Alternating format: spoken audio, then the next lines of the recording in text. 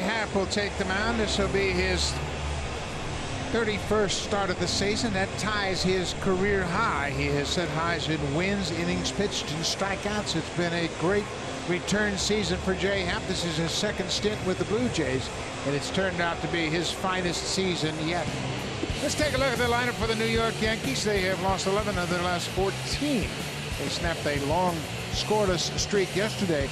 Chase Headley, he's back at third base today. He's batting in the 5th spot. He's got good numbers against Jay Happ, including a home run the last time he faced Happ in New York. And Didi Gregorius, over his last 10 games, put together a hit streak. 324 for Didi Gregorius in those 10 games. A couple of doubles, a home run, and 3 RBIs. He's dropped down into the 7th spot because he hasn't fared well against Jay Happ. Last time out became the 6th pitcher in franchise history to earn 20 wins in a season. He beat his former team, the Seattle Mariners, in that last start. He also joined Boston's Rick Porcello in the 20-win club this season, marking the first time since 2008 that 2 pitchers from the American League East won 20 or more games in the same season. You have to go back to that 2008 season when Roy Halladay and Mike Mussina did it in the same season. So the roof is closed. It's raining in Toronto, and we have a closed ballpark tonight. Jay Happ set. Brett Gardner steps in, and we are set for play. 19 degrees outside. Comfortable here inside. Here's the first pitch of the game. It is in there for a strike, and we are underway. We mentioned the Yankees have lost 11 of their last 14, and they're on the verge of elimination from the postseason hunt. They've lost 7 of the last 8 series to the Blue Jays. Little chopper out in front of home. Russell Martin's going to have to hurry. That goes down the right field line. Bautista late getting over to cover, and Gardner's going to end up at third. Russell Martin's throw was offline, went down the line, and by the time Bautista retrieved it, Gardner ends up at third base. You know, it looked like there was a little miscommunication between the pitcher and the catcher. Ball just dumped out in front of home plate, and you'd like your catcher to make this play. Jay goes, stops, and then Russell tries to restart it, throws it down the right field line for a hit and an error, and the Yankees get the first runner on. You see Russell trying to make something happen there that just wasn't there. So it should be an infield hit for Gardner. Ball goes down the line. That'll be an air charge to Martin, just his 3rd of the season. Runner at third base and nobody out. It's Kobe Ellsbury. He goes after the first pitch.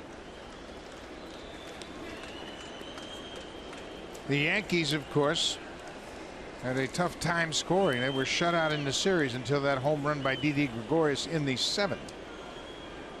Blue Jays had their consecutive scoreless streak snapped at 24 innings. The Yankees hadn't scored in 40 innings.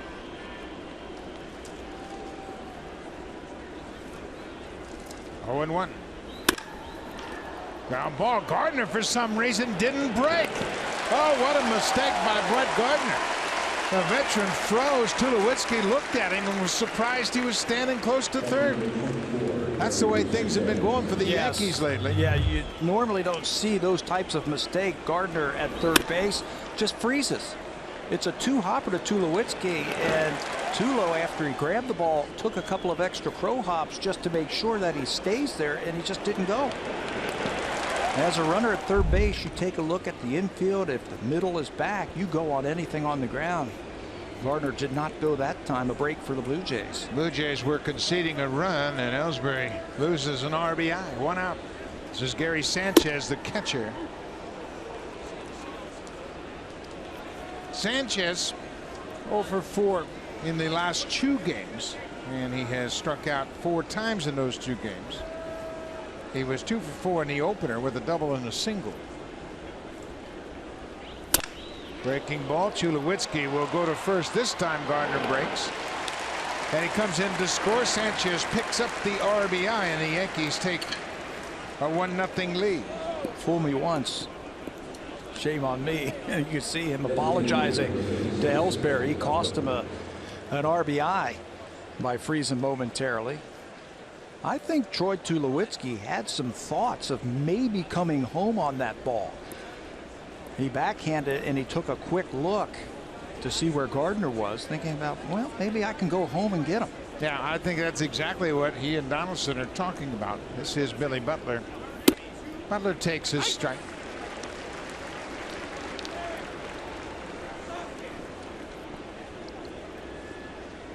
Butler came off the bench in yesterday's game and had a pinch hit base hit in the ninth. And then he was lifted in favor of the pinch runner who came around to score the third Yankee run. They scored 2 in the ninth to take the lead. The Blue Jays answered with 3 in the bottom of the ninth. And it's Robert Thompson, bench coach, went over to talk to his veteran Gardner.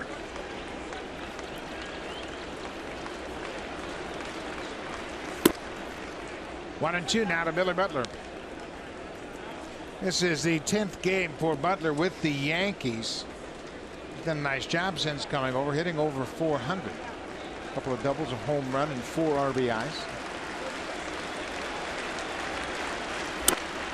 Was it foul? Well, he's in there because of the left-hander out on that mound. During his career, he's been a 300 hitter against left-handed pitching. That's almost 1,400 career at-bats versus left-handed pitching. Billy Butler's hit over 300. And you can see he comes into this game pretty hot. 11 games, a 385 average. High pop-up into the outfield. Pilar coming. He calls for it. Center fielder is there. Makes the catch. But the Yankees cash in on an infield hit and an error. They take a 1-0 lead as you head to the bottom of the first.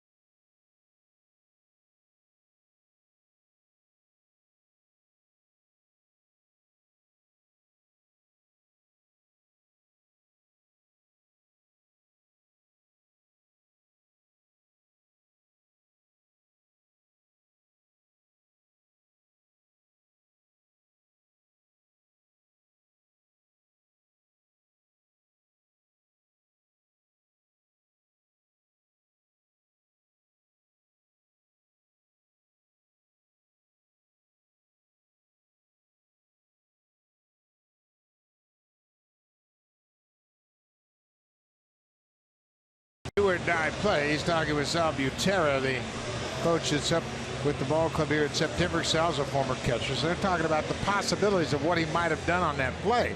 It's kind of a do or die play. It's an infield hit, and Martin charged with his 3rd error of the season. The Yankees have a 1-0 lead. Let's take a look at the Blue Jays lineup. Devin Travis, Josh Donaldson, and Edwin Encarnacion. He was the hero in yesterday's game. He had that RBI base hit in the bottom of the ninth. Over his last 8 games, hitting .344 with 11 hits, 4 extra base hits, and 7 RBIs. And right behind him, Jose Bautista. He's been hot over his last 10 games. 6 extra base hits and 9 RBIs, and he's getting hot at the right time. Masahiro Tanaka was supposed to start this game for the Yankees, but he has been scratched, so they're going to go to the bullpen, and they're going to bring Luis Severino out. This is the first time that he has started since August the 14th. They're really not sure how far he's going to be able to go because he hasn't thrown more than 40 pitches in a game since September the 7th. He's 3-0 in relief in 11 games, but he's 0-8 in 9 starts. Versus the Blue Jays, he's 0-2 in 4 career games. He's got a great arm. This is one of their best young pitching prospects. I don't know that they're really sure where he's best suited. There's Tanaka, who's had a little bit of a forearm problem, so he's on the shelf for the time being. Severino looks pretty good coming out of the bullpen. And now they've had to press him into action as a starter. We saw that firsthand, didn't we, at Yankee Stadium when he threw 3 shutout innings against the Blue Jays? Fastball slider, and that slider's 90 miles an hour. That plays out of the bullpen fairly well. Devin Travis coming into this game batting .302. Plays off that slider. It's 2-2. Oh, he's got a fantastic arm. He can rush it up there at 90 plus. Plus that hard slider, like you said, as a starter, he hasn't developed that third pitch just yet. And he hasn't been able to command his pitches. Josh Donaldson, he had a big play in the game yesterday, had a stolen base and scored a run in the 8th. He walked twice in the ball game, doubled in his first at bat, officially 1 for 3 on the afternoon. Here's the 3-2 pitch to Travis. High fly ball into center field. Ellsbury coming over. He is there, 1 away. Take a look at the Yankees defensively. They have committed 81 errors. The Tigers have committed 72. That's the fewest in the American League. Brett Gardner, Jacoby Ellsbury, and Aaron Hicks, who's not 100%. He's in right field. Chase Headley, Didi Gregorius, Ronald Torreyes, and Mark Teixeira around the infield. And young Gary Sanchez catching Luis Severino. This is Josh Donaldson. Extremely young battery tonight. 23 years old, Gary Sanchez. That's the guy everybody has been talking about. 32 starts at catcher in the big leagues. They talk about his offense, but he can shut down a running game with that great arm. Severino's what, 22? Yeah. Severino's 22, Sanchez 23. A promising future for the Yankees. You get an arm like this and a catcher with power like Sanchez. And a guy who can throw. The future is very bright for this team.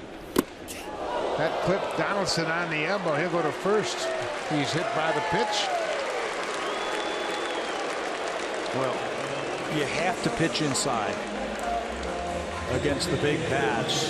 You have to use the fastball on the inner half. That's what we're going to see from the Yankees. That one just ticks Donaldson right on the elbow. Fastballs in, breaking balls away to these big right-handed batters. It's the 8th time Donaldson has been hit by a pitch this season. It comes with 1 out. Edwin Encarnacion. Base hit.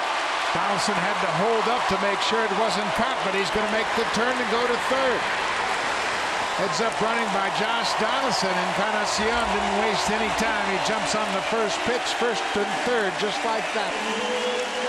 2 at-bats in a row for Edwin Encarnacion, where he has used the right side of the infield to get base hits. Remember the game winner yesterday?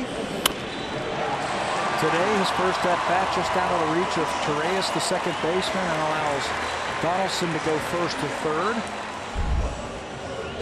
It almost looked like Edwin was trying to shoot the ball the other way here in his first at-bat. Well, I think they have a pretty good idea Severino is going to throw fastballs and sliders away most of the time. So Jose Bautista, who's had a good stretch over his last 10 games, batting .351.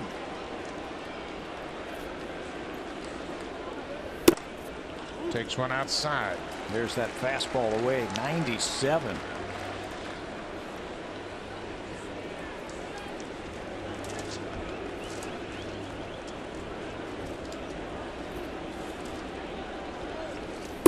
Slider misses.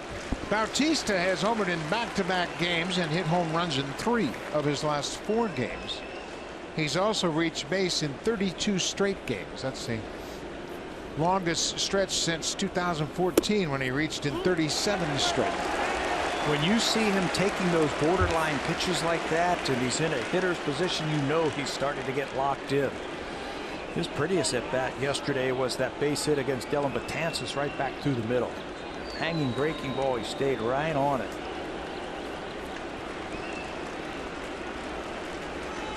Three and 0. Out on the outside corner for a strike. Saw Martin on deck. This is a potent top of the order. 1 through 6 matches up with anybody's lineup in baseball.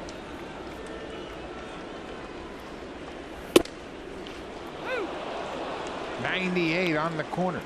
This is going to be what you're going to get from Severino. I think they told him, hey, go hard as you can as long as you can. They can't expect to get much out of him as far as length in the ball game. Yeah, he hasn't thrown more than 40 pitches in a game since September the 7th. 3-2. Bautista swings and taps it foul. He's made 2 starts since May 15th. That's been it. And he's been back and forth. He had a triceps strain in May. Went on a rehab assignment at the end of the month. Sent to the minors. Called up at the end of July. Sent down at the start of August. He's been back and forth a lot.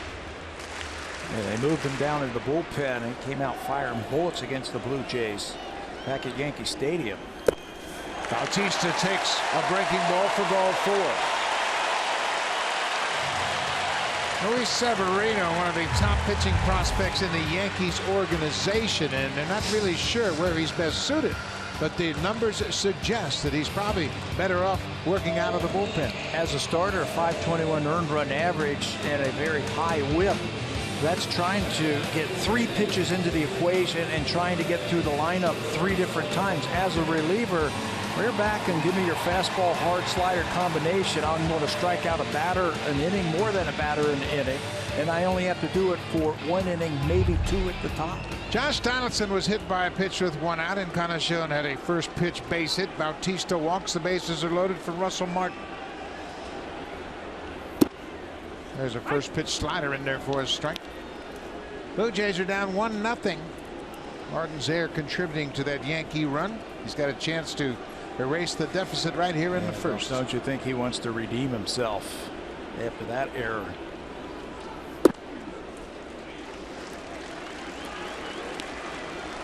Russell's had a terrific season. 20 home runs, 73 RBIs, and he's hit 4 grand slams in his career. You know what? He's been one of the best hitters with the bases loaded on the Blue Jays this year, too. 357. Way outside. Well, the Blue Jays have done a terrific job on this homestand in these 4 games, going the other way, taking what the pitchers give them, not leaning as heavily on the home run as they have in the past. Of course, Bautista's hit a couple of big home runs in this series, the biggest being that 3-run homer in the opener. Well, he'll supply the power. You just get that bat head out in front. Bautista's home run came on Saturday, game 2 of this 4-game series. 2 balls and 2 strikes on the Blue Jays catcher.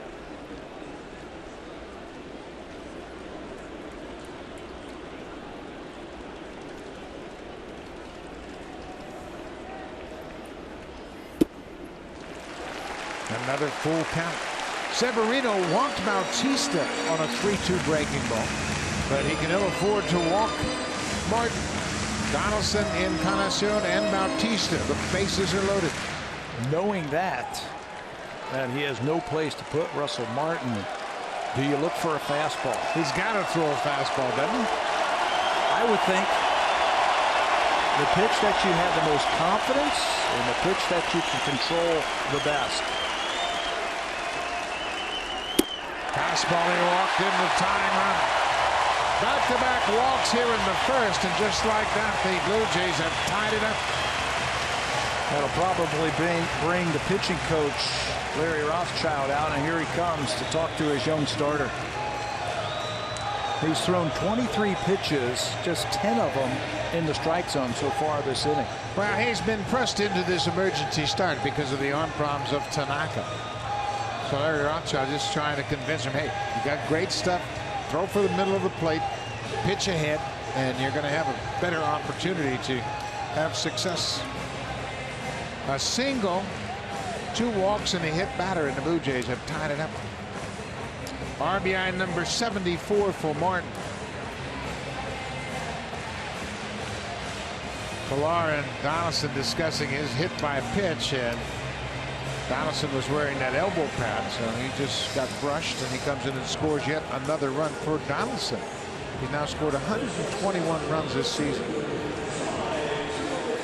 We saw this earlier in this 4-game series when Larry Rothschild, the pitching coach, went out to talk to his starter. He said, use the fastball just a little bit more. And he's got a great one. You might see one here. He missed with the fastball at 97. You can see Rothschild and Joe Girardi, they're going to get somebody going as Severino hasn't been able to throw strikes. Joe Girardi called this a bullpen day with Tanaka down. But he didn't want the bullpen day to start this quickly.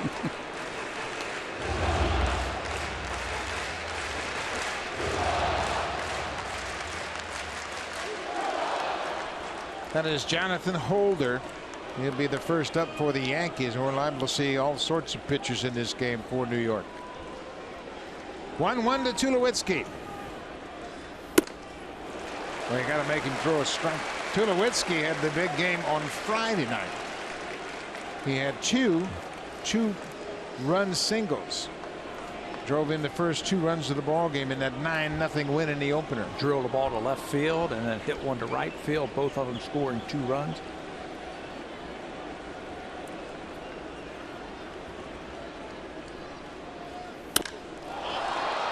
Fly ball into right. Tagging at third is Encarnacion. Hicks is coming in. He's got a strong arm. And they're going to hold Encarnacion. A 1-hop strike to the plate. It's the right call by Luis Rivera at third. It was just too shallow to take a chance. And you just don't want to run into an out. You're right. Hicks has got a very good arm, and he showed it off right there. Very accurate, too. It just wasn't very deep, and there was no chance to gamble there. You got a left-handed bat coming up next in Michael Sanders. And the last thing you want to do is run into an out when you got the pitcher on the ropes.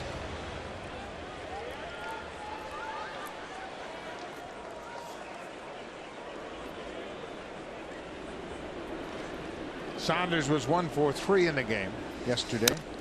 They had a good rip at that first pitch. Michael had a base hit to left field with 2 strikes. That came in the 7th inning. He also hit a hot shot up the middle that Chase Headley made a play on right behind the bag at second. Looked like it had a chance to be a base hit to center.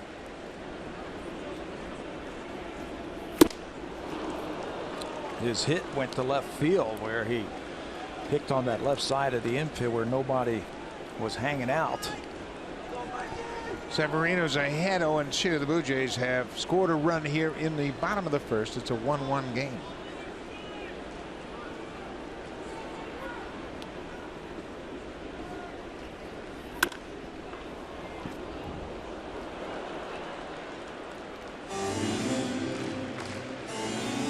Sanchez out to talk to Severino. Boy, he's thrown 30 pitches in this first inning. Blue Jays did a nice job of working him over. 15 in the strike zone, 15 out of the strike zone. Right now, you're just keyholing them. You make him throw that ball in the strike zone. Don't help him out.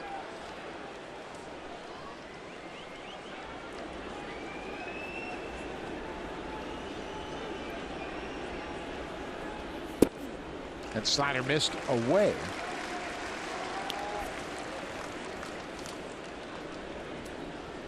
Mentioned Severino just making 2 starts since May 15th. He started the season in the rotation, made 7 starts and didn't throw well at all.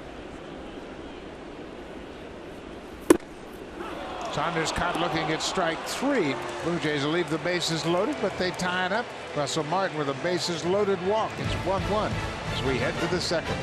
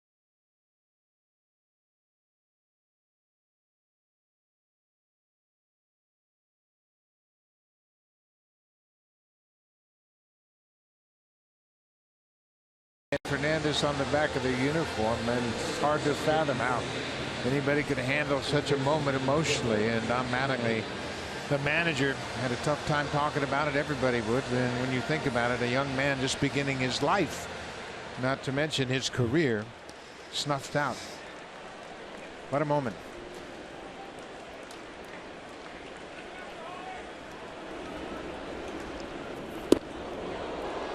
Chase Headley looked out to Jay Happ as if to say, hey, I didn't throw it at Donaldson.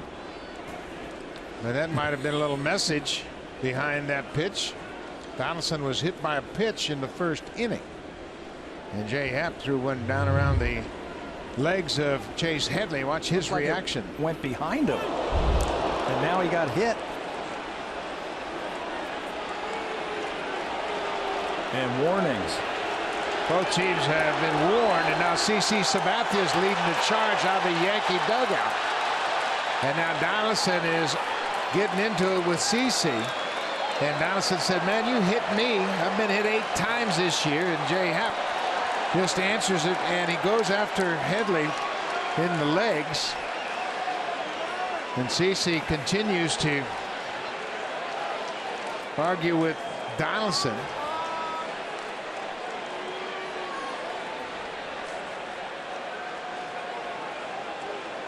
Nobody seems to be overly upset by him, except CC and Josh Donaldson.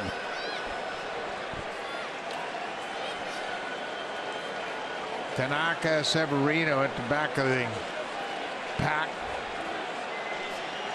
Joe Girardi's irate talking to Tom Hallion, the crew chief. A warning has been put in place.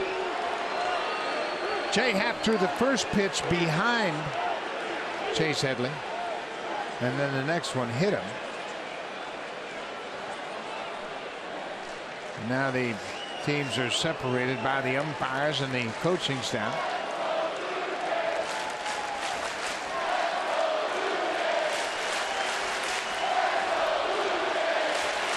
Now Donaldson's been hit, as we mentioned, 8 times, and there have been some times when he was a little disappointed his team didn't retaliate. And Jay Happ, he clearly sent a message, hey, got to protect my players, and he did it in a fashion that not too many people can argue with. We've talked about that in the first inning, that teams have to pitch the Blue Jays inside, the right-handed hitters, and they've been getting hit. The question that we hear is, like, when is somebody going to get not hit? I don't think that's part of it, but just brush back just a little bit, just say, hey, stop coming so far inside against our guys. It looks like Joe Girardi might be gone.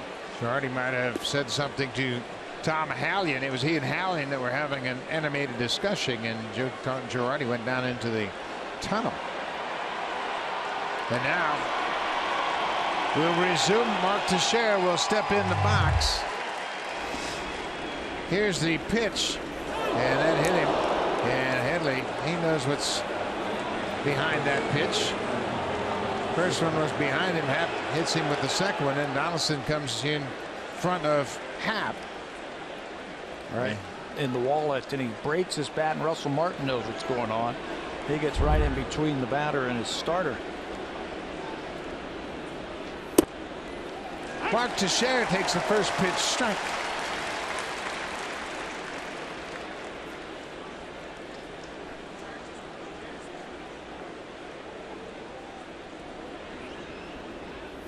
Ground ball. Travis will go right to the bag. Steps on the bag. Fires the first. Double play. Couldn't ask for a better ground ball to start a double play. Right over the bag at second. You know, Jay Happ did a very good thing here. It looked like he wanted to reach back and grab at that ball, but he thought better of it. Knowing that Travis is standing there, you see him think about going back behind there and trying to grab it. But he thought better, let it go, and that was an easy double play. 2 outs. Now Didier Gregorius, the number 7 hitter.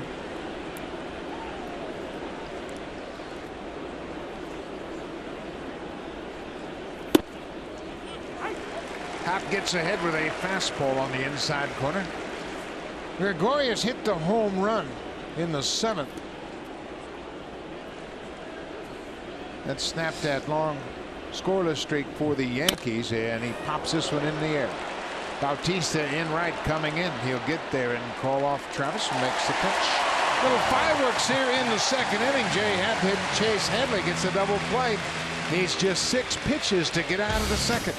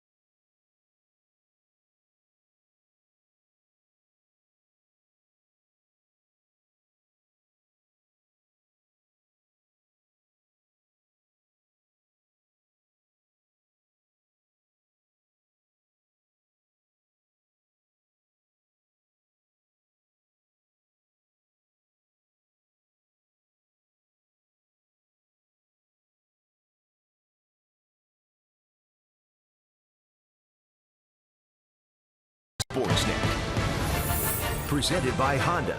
We've been there from the start. Honda, official vehicle of the Toronto Blue Jays. Proud fan since 1977.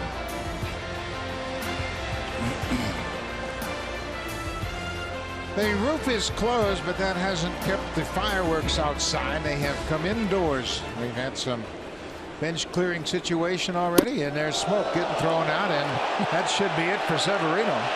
Well, if it's Todd Tishner, it looked like he was ready to take the mask off and pitch him, but he's trying to decide if that was intentional or not. Well, John Gibbons came out on the warning track and said, wait a minute, you just put a warning in place, and then you allow him to throw one at Smoke. If he hit him, yes. Was that intentional? We'll find out. Fastball in. Yep. There it is. And now you're going to see Severino calling out the Blue Jays, and Smoke's right there. And now they're going at it.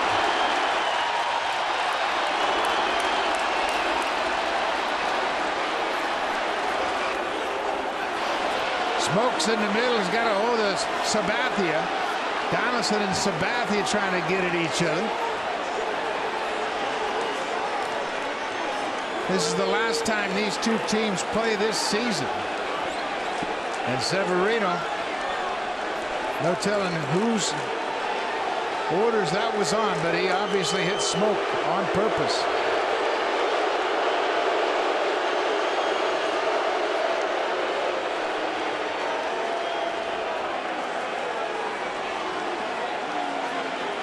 Now they're going at it in the middle. Grilly's in the middle of it again, and that looks like Marcus Tim. No, Mike Harkey, the bullpen coach.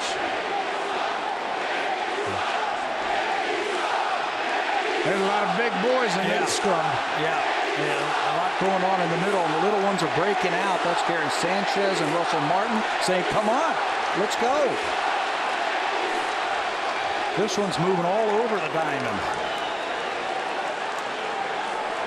Russell Martin's trying to circle the wagons.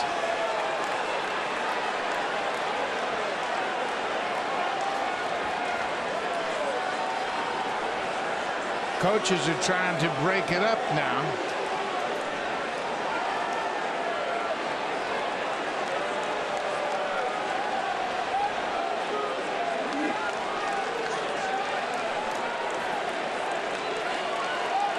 Everybody seems to be calmed down a bit.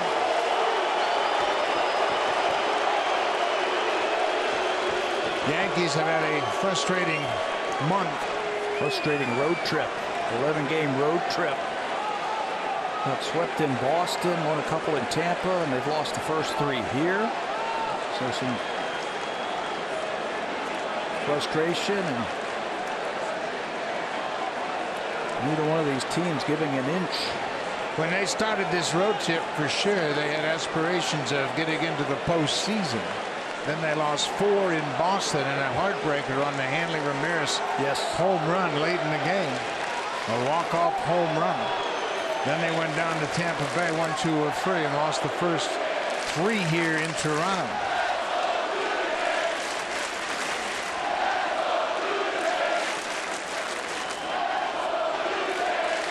See Joaquin Benoit right there lifting up his foot. Maybe he got stepped on in that pile. You see him limping. That's exactly what happens when you get in those scrums like that. Everybody's stepping on everybody. They got spikes on. They're all big guys. I mean, there's some big men on that field.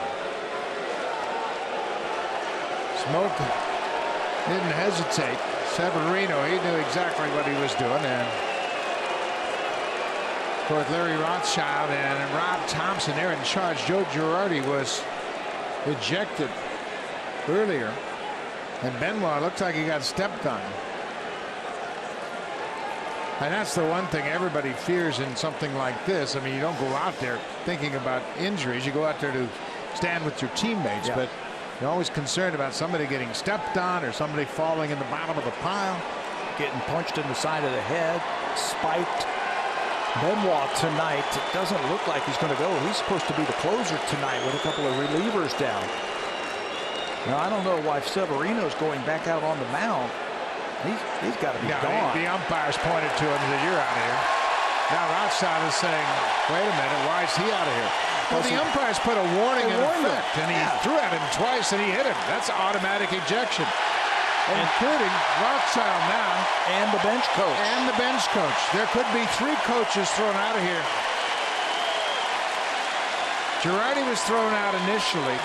And then when the warning is in place, the pitcher and the acting manager are ejected. And then it looks like Larry Rothschild's been thrown out as well.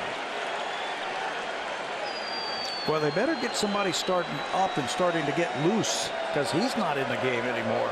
Well, I think they're just trying to get a sense of what's going on. Rob Thompson now is talking with Tom Hallion, the crew chief.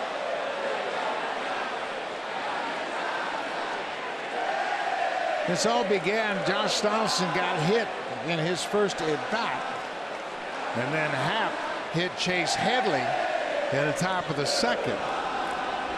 And then when they came back, warnings were issued after the Headley hit. And then Severino missed with his first one and then hit him with the second one. Then he was thrown out.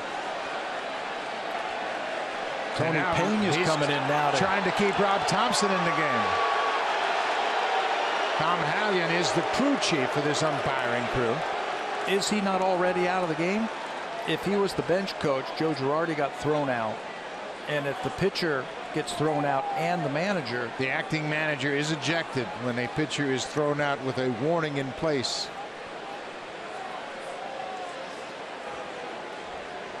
So now the umpires are trying to sort things out. Of course, Tony Peña's been a manager and a longtime bench coach, and now the first base coach, Rob Thompson. Of course, from Stratford, Ontario. Probably got some family in the stands here. Now they're trying to sort things out as to who's going to pitch. That's Jonathan Holder. We saw him warming up last inning. He's trotting in from the bullpen. Rob Thompson is pointing for another guy. Oh, here he is. He said, "Okay, this is the guy." And here's how it all started. Right there, the home plate umpire throws out the pitcher Severino, and Severino calls out Smoke, and then all the big boys get involved. Clearly intent down at the legs. Smoke's going to go fire. Pilar went out there, and that's who Severino wanted. But then everybody started backing down, and then the little scrum started all around the piles. There's CC Sabathia in the middle of it again.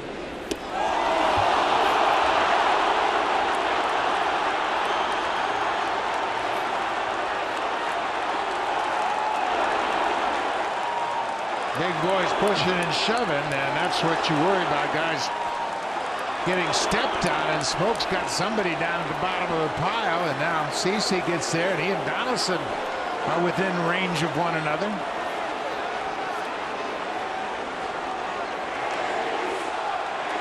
You're right. There's some big guys, strong young men. That's where Russell Martin gets involved with Sanchez.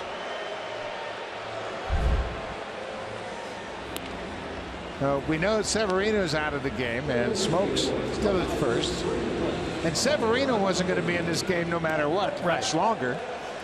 He had thrown a lot of pitches. He wasn't very effective, and probably part of the reason. But the two teams obviously felt the hit by pitches were intentional, and they settled it on the field.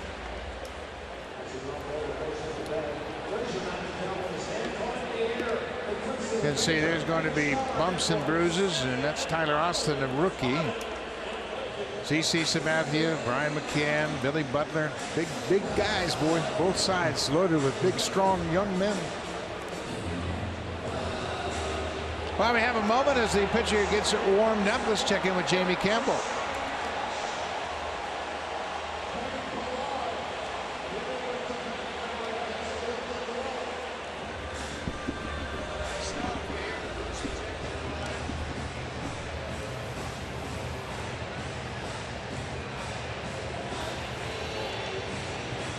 Well, the Indians have just worn out the Tigers this season, and you look at Buck Farmer pitching for the Tigers, and they can clinch tonight, can't they? Yeah, they American can. League Central, the Indians. 4-game series. Buck Farmer and Corey Kluber starting that game.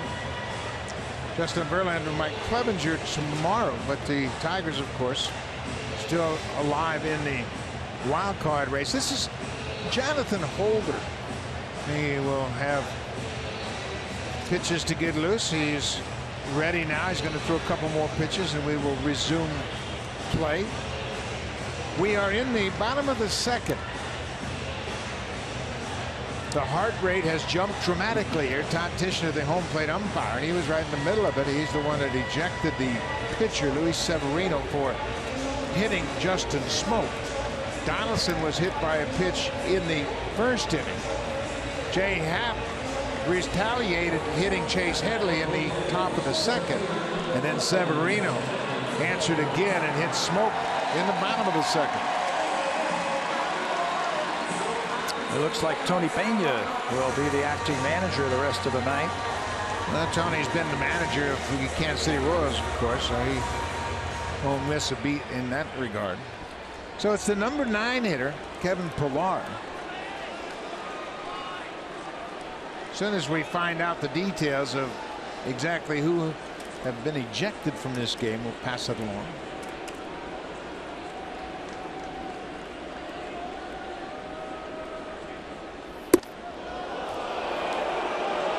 Inside pitch. Holder was a reliever down in the minor leagues this season for the Yankees. Spent the majority of the season in single A, double A, and triple A. Now up in the big leagues, so you got to figure he's not a long man. Pillar hits it high and deep to right. Hicks on the warning track. He'll be short of the wall, and he makes the catch. Pillar flies out to right. So first out of the bottom of the second. We might see a few more relievers this evening for the Yankees. They're carrying 14 relievers.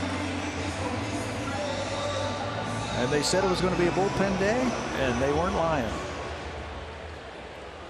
Back to the top of the order. Devin Travis flied out to center field his first time up. So 1-1 game.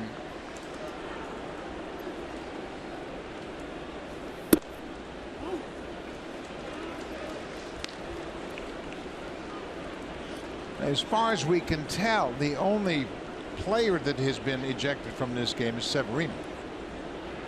We haven't seen any indication anybody else was ejected. Broken bat, little pop up behind second. Torreyes is there, and Travis is retired.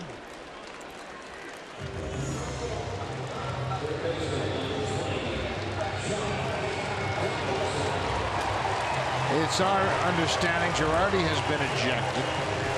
Rob Thompson has been ejected as the acting manager when the pitcher was thrown out with the warning in place, and I believe Larry Rothschild, the pitching coach, has been ejected. I didn't see him on the bench, so that tells me that he's probably ejected from this ball game. High and deep to left. Gardner back at the wall, at the track. He's got room. Makes the catch. Well, the inning is over, but it was an exciting inning. We'll move to the third. It's a 1-1 ball game. Hicks, Torreyes, and Gardner for the Yankees.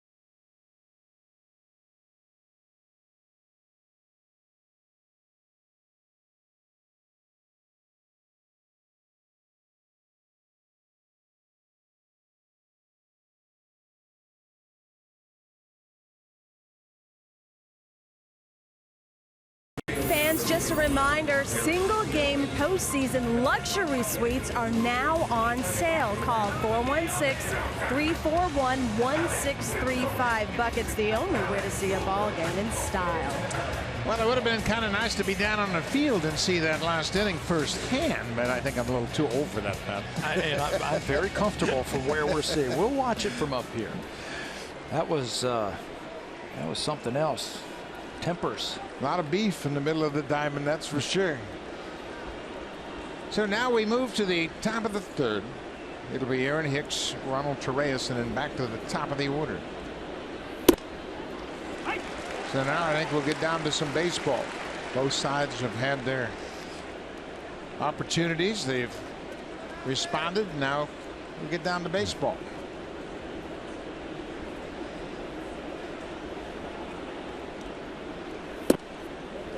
Blue Jays have won the season series 12-6, and they've won 7 of the last regular series over the Yankees. 8 in a row here at Rogers Center this season.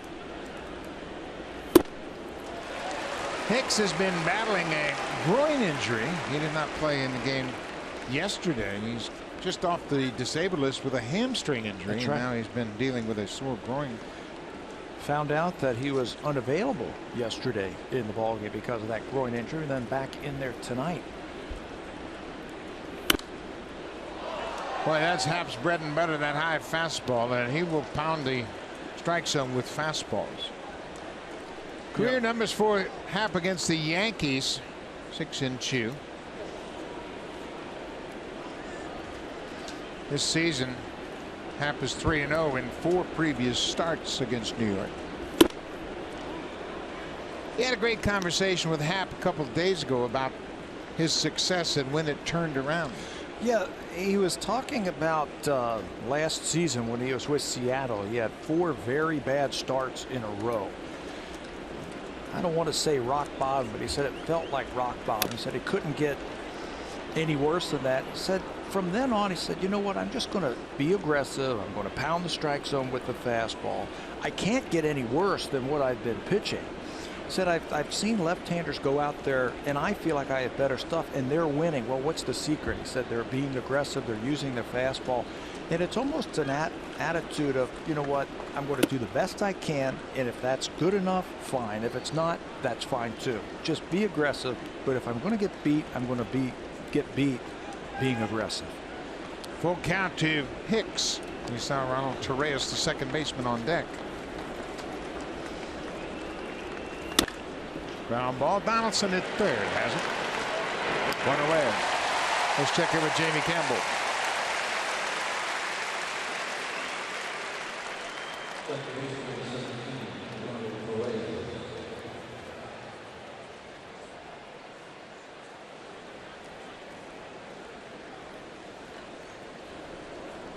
J.D. Martinez had his season interrupted with that broken elbow, and he has had, that's his 22nd home run tonight. 68 RBIs now.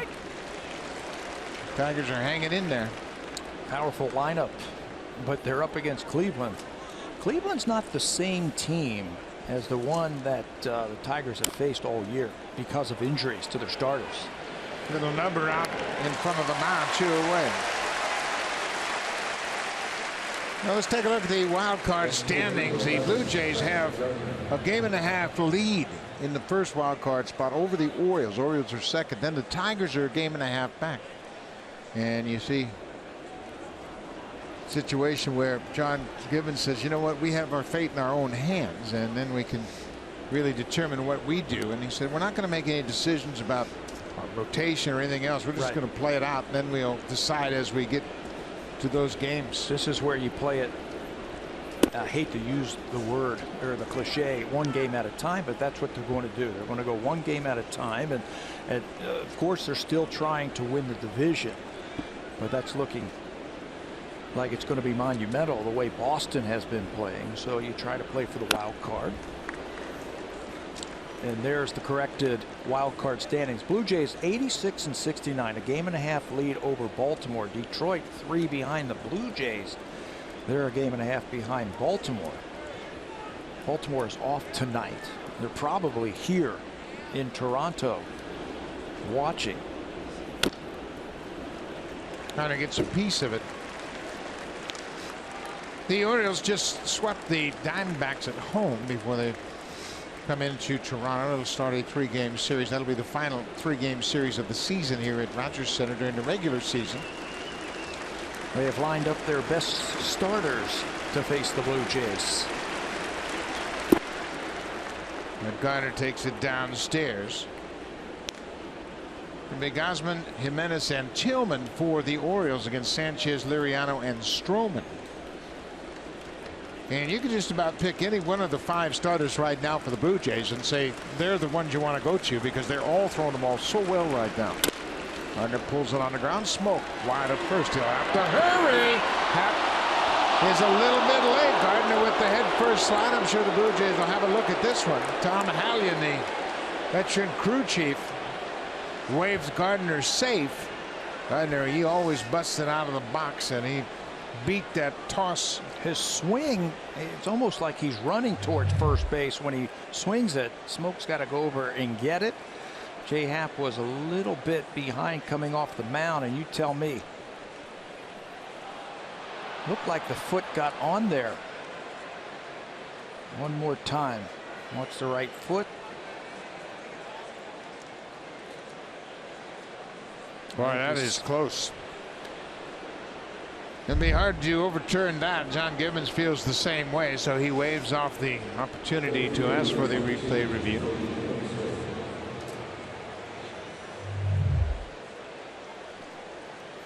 Not a real definitive. Yeah, he beat him to the bag. Left hand, right foot. Too close. I'd let it go. That's the old tie goes to the runner. So Gardner's 2 for 2, couple of infield hits. Jacoby Ellsbury steps in the box with 2 outs.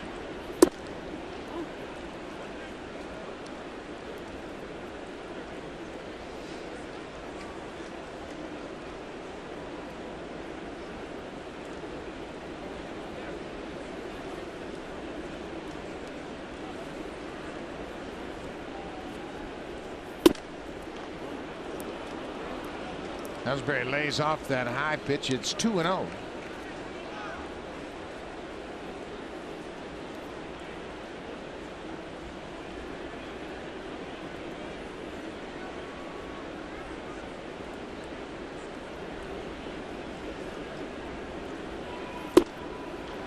moves around.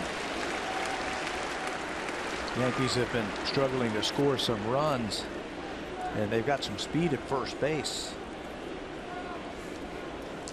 You can gamble here. Gardner was caught stealing on Saturday afternoon.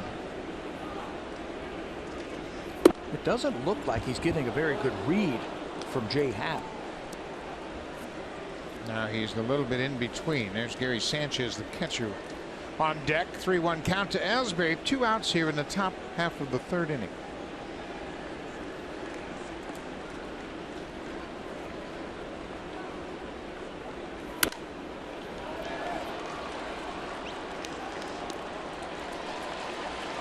The Boston Red Sox are off as well as the Orioles tonight.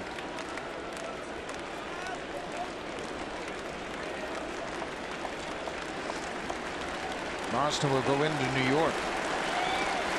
David Price will open up against Luis Cessa. 3-2 pitch. There goes the runner, and it's fouled back. Did you see? Go back. You see how the Red Sox won yesterday? Yeah, I did. How about that game? Everything is rolling their way right now, isn't it? It was unbelievable. Tampa Bay, they struck out 11 times in a row. 11 consecutive strikeouts. That's a major league record. And in the game, they struck out 21 times in 9 innings, and twice more in the 10th. 23 times they struck out. There were only 30 outs in the game. Major league record, isn't it, for 9 innings? The 21 strikeouts. Ellsbury, another foul back. They timed it from the 2nd inning to the 9th inning. They didn't make contact for 2 hours and 11 minutes. The Tampa Bay Rays did not put a ball in play for 2 hours and 11 minutes.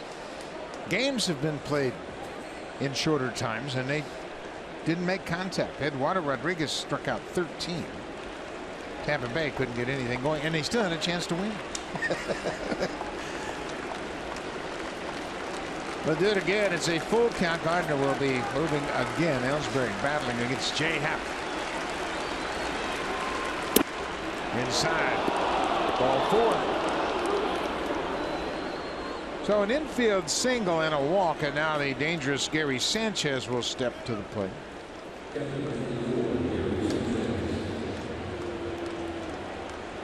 He was held hitless in the game yesterday. That was the 2nd straight game that he had been hitless. That's the first time that has happened to him. And that's how hot he has been since they called him up. He's 0 for his last 10 in this series. And an RBI on a ground out in the 1st inning. He drove in the first Yankee run. Sanchez homered against Happ on the 17th of August in New York. Happ gave up 3 home runs in that game, but won the ball game 7-3. He pitched into the 8th inning.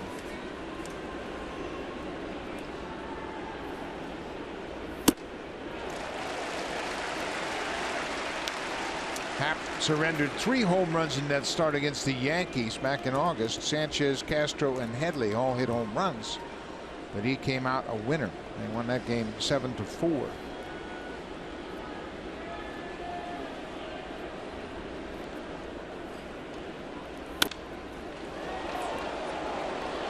One and two, 2 outs.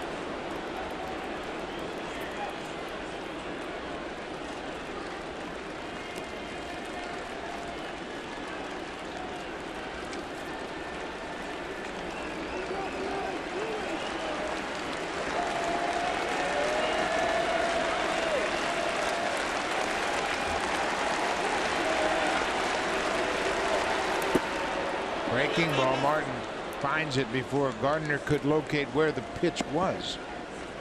Gardner remains at 2nd. Ellsbury's at 1st. Spikes this breaking ball. Russell tried to decoy him by lifting his glove up, and then they spiked the curveball. Good job of keeping that ball in front of him. Be careful with this guy. He's got some extra base pop in his bat. 12 doubles, 19 home runs. Little tapper back to the mound. Happ takes his time, fires to 1st, and that's the inning.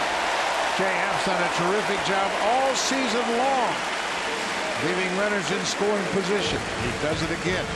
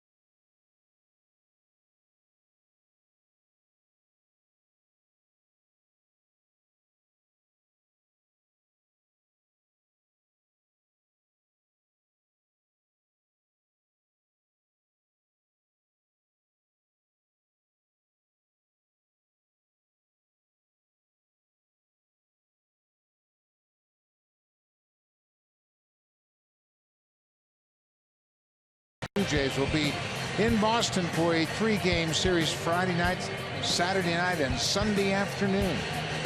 So make sure you check it out. Should be some great action for all of these games. Lots of action so far. Not much scoring, but a lot of action. A lot of action. John Gibbons was saying before the ball game today, he said, you know, if we can afford to adjust our starters in that Boston series, we will. It's a big series coming up with the Baltimore Orioles. After this one here, both Baltimore Orioles, then the team goes to Boston. You saw that on the sked ahead. Said if we have to adjust, we will. If we don't, we've already got our plan set up for the rest of the season. It could be an interesting series for the Red Sox. They are currently tied with Texas with the best record in the American League, and obviously that has an impact as to who will be the home team throughout the postseason. Blue Jays, that came in to play last year in the postseason in a championship series, of course. Yeah, you definitely want to play home games in the playoffs. Get that last at bat, get the home crowd behind you. It's a high pop into center field. Ellsbury coming in quickly, gets there, and Encarnacion's retired. So I like that those games mean something not just to the Blue Jays, but to the Boston Red Sox also. You know, you hear some rumblings, well, they're going to clinch it by then and they'll be pitching and playing their second stringers. No way. Not a chance. No way. No. Plus, you don't want to lose the momentum they've developed. They've won 11 in a row. Why would you change anything? Yeah. Just want to make sure you keep everybody sharp, get everybody ready for the postseason. Here is Jose Bautista. Goes after that first pitch fastball.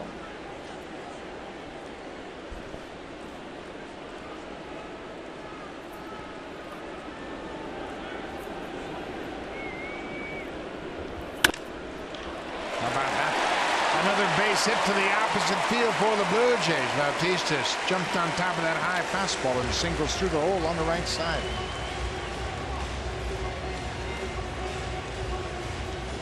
Well, Bautista's aboard second time tonight. Russell Martin walked with the bases loaded in the first inning. Remember, he and Sanchez were dancing around the pile when the two teams were in that scrum earlier. Russell was very animated, and he's a fiery guy. They both had something to say to each other in that little scrum. One out. Breaking ball, 4 ball. You know, Russell with that RBI now has 74 on the season. Terrific numbers for anybody, but especially for a catcher. 20 home runs and 74 RBIs. Catching every day.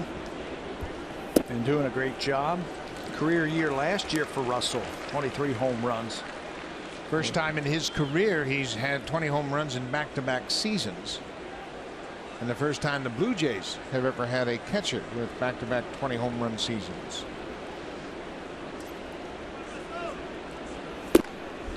Three and 0. Well, we know what John Gibbons thinks about turning his hitters loose. 3 and 0. Russell Martin hit a big home run on a 3-0 pitch down in Tampa Bay. Let him go. He can reach the seats.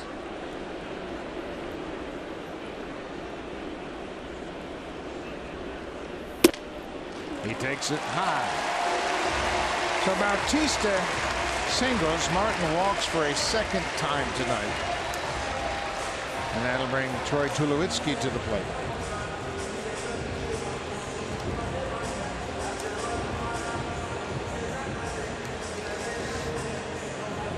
James Pazos, hard-throwing lefty, starting to loosen up for the Yankees. Do you have 9 or 10 spots for pitchers tonight in your scorecard? Yeah, we're going to have an addendum. Yep. I think you're going to see the pitchers every inning tonight for Tony Pena and the New York Yankees. You saw Mike Harkey on the bench. He has come in from the bullpen, and he is now the acting pitching coach. Larry Rothschild has been ejected. Tony Pena is the acting manager. Girardi, Rob Thompson, Larry Rothschild, and Luis Severino have all been ejected. Tulowitzki hits it high and deep into center. Ellsbury on the run at the track. It's off the wall. Bautista's around third. He's going to score. Martin stops at third, and Tulowitzki delivers another big hit, an RBI double. He doesn't waste around. When he has runners in scoring position, he is ready to swing that bat. You might get a good first pitch fastball over the heart of the plate. Be ready to knock the ball out of the ballpark, and he came oh so close in knocking it out of the ballpark. Holder, fastball right there, and Tulo unloads on that ball about halfway up the wall in left field. Russell Martin did a good job of reading it and reading extra base hit, and he had thoughts of possibly scoring, but the ball bounces right back to Ellsbury, so he can only make it to third base. And with that hit, we're going to get another pitching change. So Michael Saunders is the scheduled batter. Holder is out of the ball game. James Pazos is in. The Blue Jays have taken a 2-1 lead here in the bottom of the third. Saunders will bat when we come back.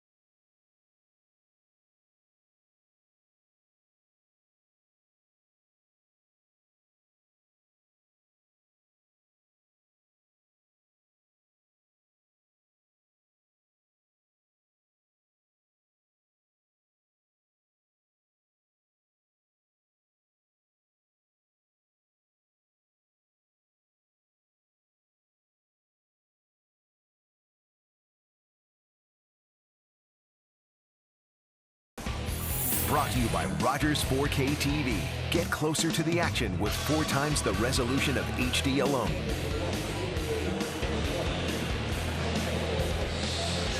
Blue Jays have taken the lead here in the bottom of the third. Troy Tulowitzki with an RBI double.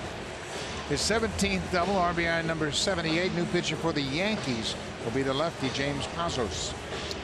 Pazos, the hard-throwing lefty, averaging 10 strikeouts per 9 innings, just 4 games this year. This is his 3rd stint with the Yankees and missed nearly 3 months in the minor leagues when he was on the disabled list.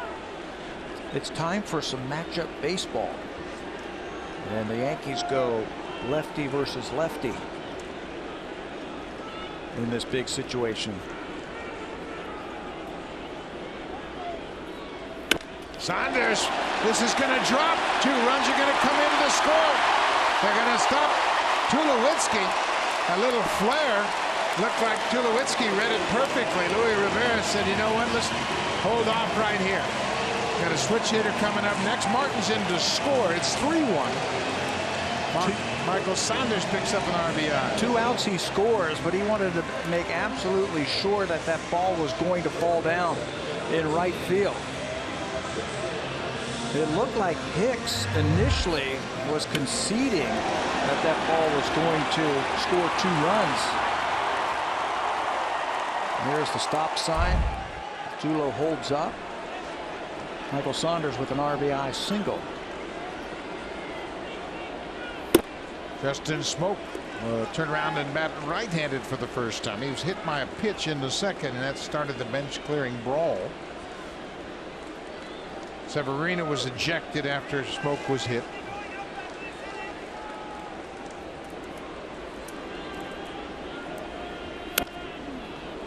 Off the end of the bat, it's 1-1. Looking to get that ball in the air right here.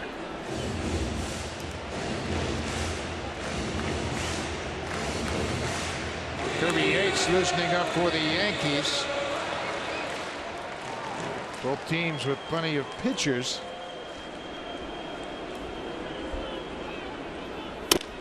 Ground ball off the glove of the pitcher. There steps on the bag, goes to first for the double play. But the Blue Jays scored 2 runs on 3 hits and a walk. They take a 3-1 lead as we head to the 4th. And here comes the Ultimate Cleanup Crew, brought to you by Home Hardware's exclusive line of the Ultimate. Hard hitting and tough on grime cleaning products.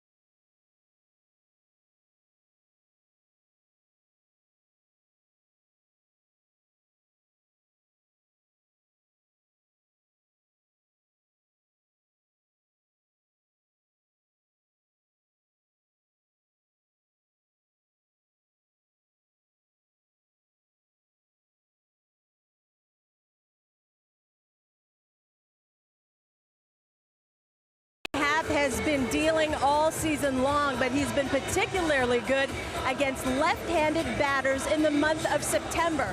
Happ has owned lefties to the tune of a 190 batting average. Pitching coach Pete Walker telling me that lefties tend to do damage against Happ when he throws that fastball middle up. But lately he's been working down in the zone versus lefties. When he's sinking the ball down, they have a tough time with it. Walker did admit that he would love to see Happ use his curveball a lot more, but frankly, he hasn't needed to. The slider at times for left-handed batters, they stay on it pretty well, but the fastball is pretty effective, getting it in on them, and Buck Happ's been locating them very well. So we move to the 4-3-1 Blue Jays. It'll be Billy Butler leading things off against Jay Happ. Butler, Headley, and then Mark Teixeira. Happ delivers that first pitch fastball for a strike. Butler throw out to the center fielder his first time out.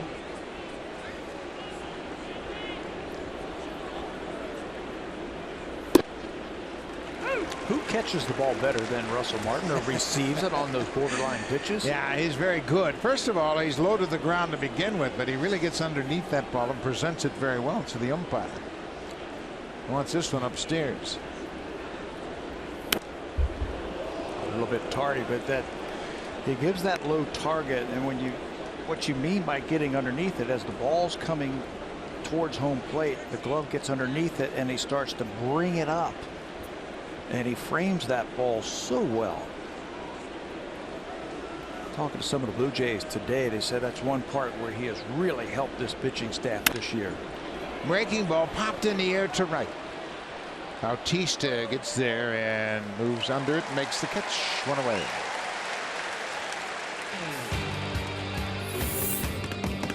Swing for the fences and save during the DIY Expert Sale. Only at Home Building Center and Home Hardware Building Center.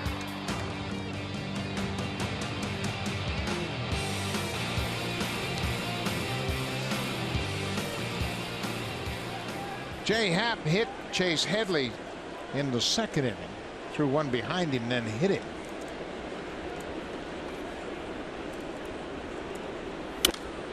I think both Headley and Happ know that that's behind them now. Yep, time to play baseball. Do you know why I think Russell Martin receives the ball better this year? That has nothing to do with Russell Martin. I think it has everything to do with who's out on the mound this year. The starters have been much better. Last year, there was a few pitchers who would shoot the ball all over the strike zone, and it seemed like Russell was having a lot of problems just getting them in the strike zone. This year you got Happ and Estrada and Stroman. Sanchez is much better, who throw everything right there. So you're going to make your catcher look better. That's a great point. And another thing that really helps is the fact that they've only used 7 starters. So you're familiar with the guy you're catching every single time. You caught him all season long. So there are very few surprises. Bouncing ball to short. Big hop for Tulowitzki. Fires in a hurry. 2 away. Well, the starters are better.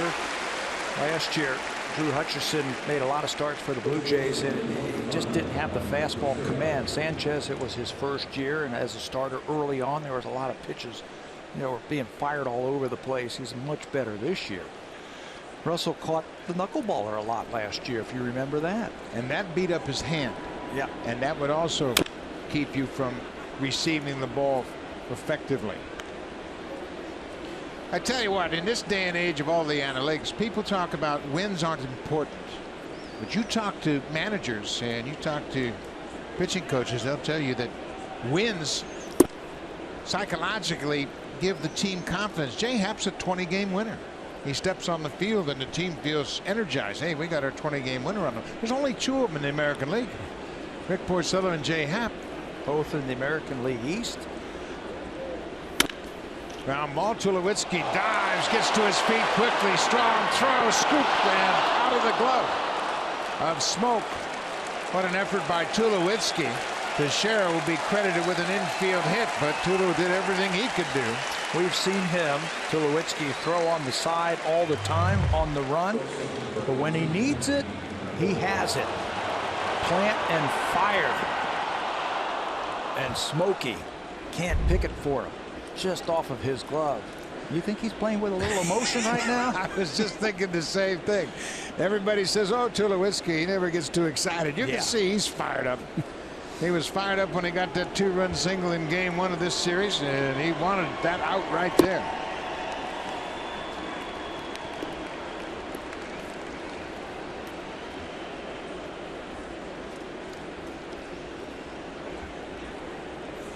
D.D. Gregorius flied out to right in his only at bat. This time he hits one to left. Michael Saunders is there, and another good inning for Jay Happ. He gives up a 2-out infield single and nothing more. To the bottom of the 4th. Jay Happ and the Blue Jays have the lead.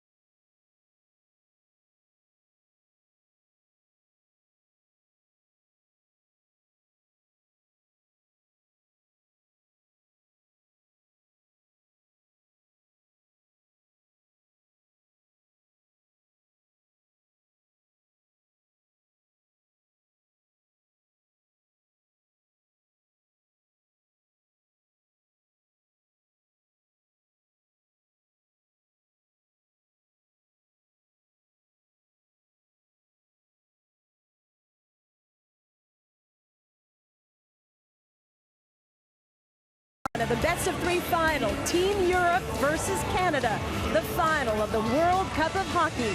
Catch it on CBC and Sportsnet 1 at 7:30 Eastern, 4:30 Pacific time. Buck. That game, Luis Severino was the starter in this game. He went an inning plus one batter, and he hit a batter to start the second inning, and that emptied the benches. He was ejected from the ball game after throwing 34 pitches. They gave up a hit. That was to Encarnacion. Had a couple of walks, and one of the man that came around to score, he hit with a pitch. That was Josh Donaldson. That may have been the start of all of the fireworks tonight when Josh Donaldson got hit with one out in the first. It got everybody's blood boiling a little bit. Third reliever of the night now for the Yankees is Kirby Yates, his 40th game of the season. Last pitched at Boston at the beginning of this road trip. And actually picked up the loss the last time he was on the mound. First pitch strike to Kevin Pillar. Pillar's 0 for 1. Pillar had a terrific at bat in yesterday's game.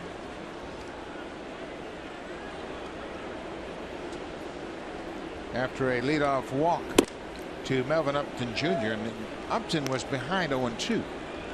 And he's a free swinger. He would work the pitcher for the leadoff walk, and then Pillar with 2 strikes after 2 failed bunt attempts. Got a base hit through the right side of the infield. Upton went first to third, and that set up the whole inning. He was saying, I have to do something. I let my team down after not getting that bunt down. So I had to do something to help the team. And boy, did he ever. Good piece of hitting going the other way. Sent Upton to third base. Kevin scored the game winner yesterday. Chase Headley comes across from third and makes the play across the diamond.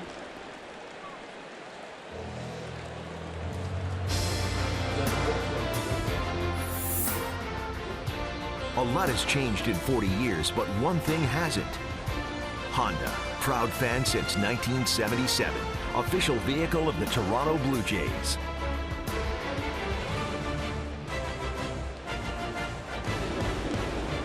Back to the top of the order for the leadoff man, Devin Travis. He's 0 for 2 already tonight.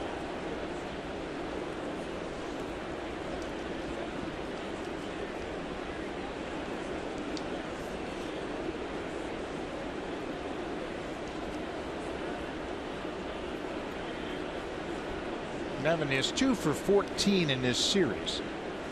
Those 2 hits came in the opener on Friday night. An average to 300. Trying to finish strong and finish as a 300 hitter this season. He came into this series with a 309 average. There's a strike. It's now 2-1. Devin for the month of September batting .330. Coming into this game 31 for 94. He leads the club in September batting average. Since the All-Star break, he's been red hot. And they put him into that leadoff spot, and it's like he's been there his whole life.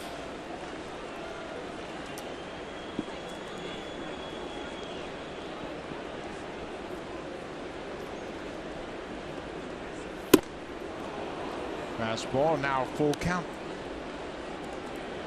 Severino started. Holder went an inning and a third. Pazos 2/3 of an inning. Now Kirby Yates.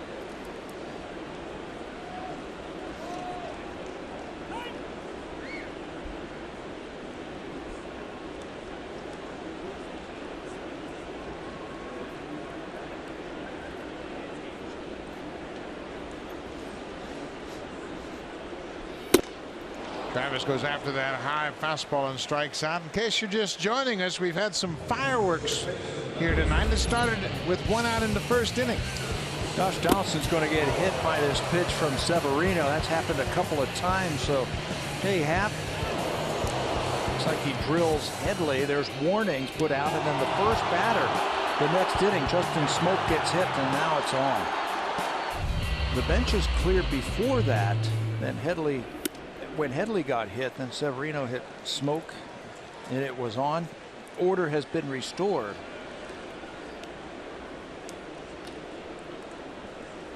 So Headley was hit in response to Donaldson being hit in the first, and then Smoke got hit. Breaking ball right at the knees.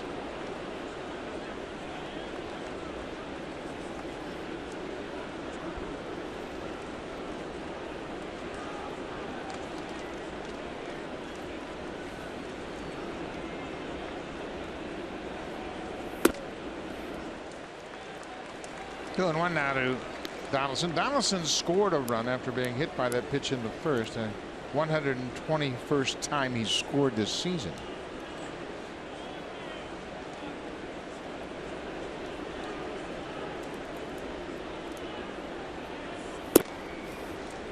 .121 runs scored. He's also knocked in 96. So he has accounted for over 200 runs all by himself. Edwin Encarnacion will bat next if Donaldson can reach base.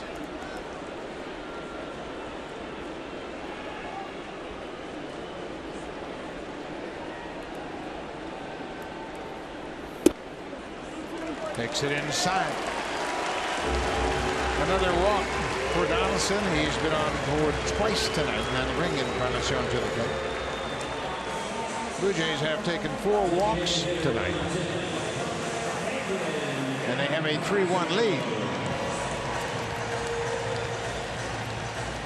Edwin Encarnacion singled his first time up, hit a line single into center, then he popped out to center field.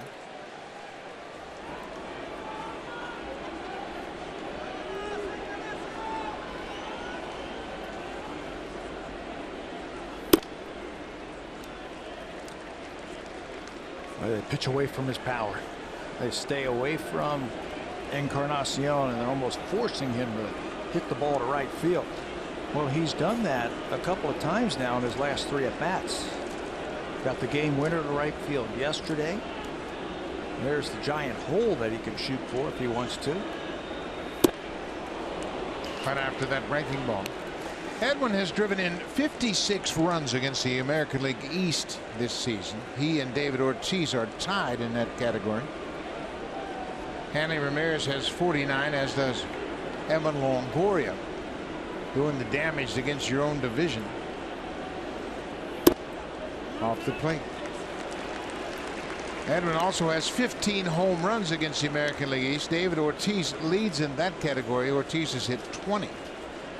Chris Davis of the Orioles has 18. Longoria has 17, and then Encarnacion and Machado have both hit 15 against the American League East.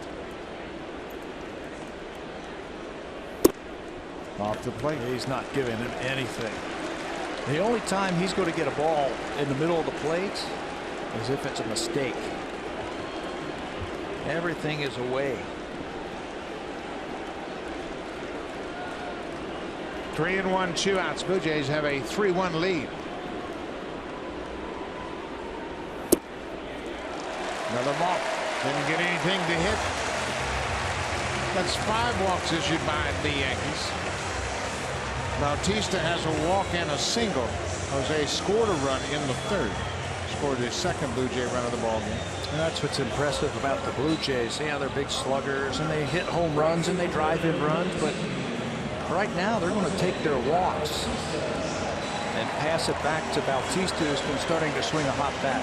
That's Mike Harkey, who was the bullpen coach at the start of the game. Now he's down in the dugout.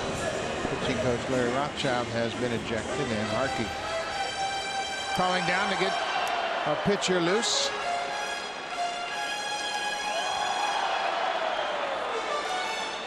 Tony Pena is the acting manager. First and second, 2 outs for Bautista. You got a bullpen full of 1-inning pitchers, so they're going to go 1 inning at a time with these guys. 4 lefties. They've already used 1 of them tonight.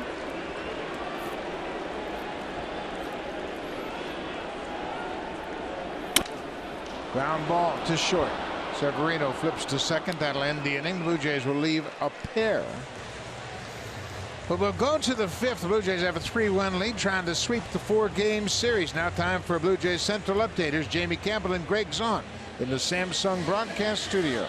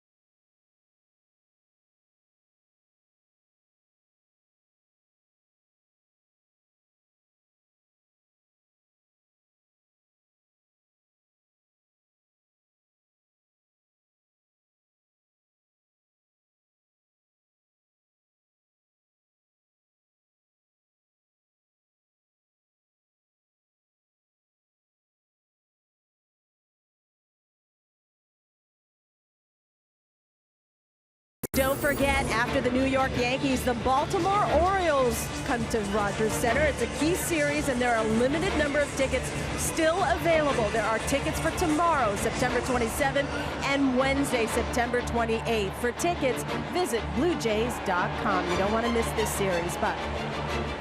Thank you, Hazel. That'll be the final homestand for the Blue Jays in the regular season. Hopefully there'll be plenty more baseball in October. And that will be decided this week. Aaron Hicks goes after the first pitch. Tulowitzki slipped a bit, but he's able to make the throw. One down. Well, we'd like to send our congratulations to Oni and Ozzie Moore, who are celebrating their 76th wedding anniversary. They are great Blue Jay fans from down on the farm in Elgin, Manitoba.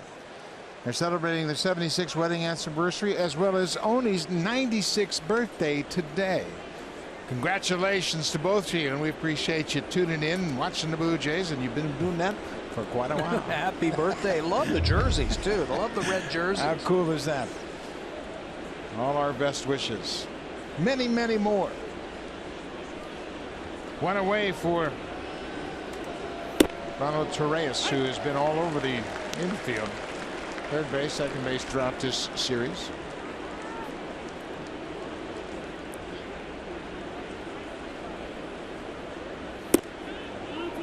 Getting some playing time. No Starlin Castro in this series. We saw Castro out earlier this afternoon doing some running, throwing. He was moving around, hopeful of getting back on the field before the end of the season. He's had a great season. He's their team leader in home runs with 21. Say probably wouldn't start, but he might be available from what I read as a pinch hitter tonight. Castro, 21 home runs, 69 RBIs, batting .273 for the season. Torreyes reaches for it. Happ gets off the mound in good shape. Nice feed from Smoke. 2 away.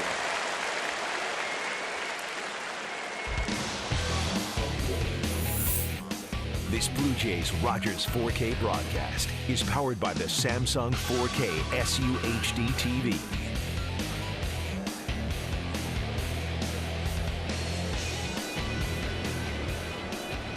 Troy Tulowitzki, we mentioned he slipped earlier in the inning on the play off the bat of Aaron Hicks, and he's coming in to clean off his cleats, make sure he's got good traction out at short. I think that was twofold right there. Yeah, get the cleats wiped down just a little bit. Also, Jay Happ sprinted over there, and we've seen Tulo and Russell, a couple veterans right there, go over just to have a few words to their starter so he can catch his breath a little bit. You can see Jay breathing a little bit harder after that sprint over to first base. That's just being aware and understanding where you are in the ball game, understanding your starting pitcher. Tuno doesn't miss a beat. Brett Gardner has got a pair of infield hits this evening. Last game, Jay Happ only threw 5 innings against Seattle and got the win. One of the reasons why he threw 5 innings, he had 8 strikeouts. Threw 99 pitches in 5 innings. Doesn't have a strikeout tonight. 8 and 5 tonight, a little bit different. Well, the Blue Jays need some length from Jay tonight. Their bullpen is a little beat up tonight. There's some pitchers down there that aren't available. So Pete Walker and John Gibbons hopeful that Happ can get them 7 at least, maybe 8. Well, we saw one of them walk off limping. Yeah, that's not a good sign. Joaquin Benoit walked off after that scrum in the middle of the diamond, and he was limping. He may have been stepped on in the middle of that melee. I always worry about that, injuries during those bench clearing situations. Somebody gets stepped on, a lot of pushing and shoving, a lot of people stumbling. Last thing you want to do is fall down. Yeah, that's where you really get crushed. You got to keep your head looking around.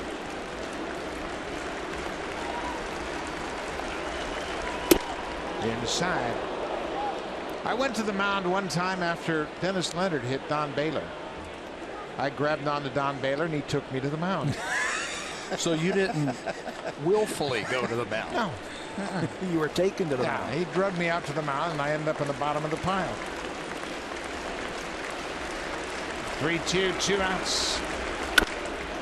Line drive to right. Bautista is there, and that's the inning. The Yankees are done in the top half of the 5th. Jay Happ looking for his 21st win of the season. Has a 3-1 lead.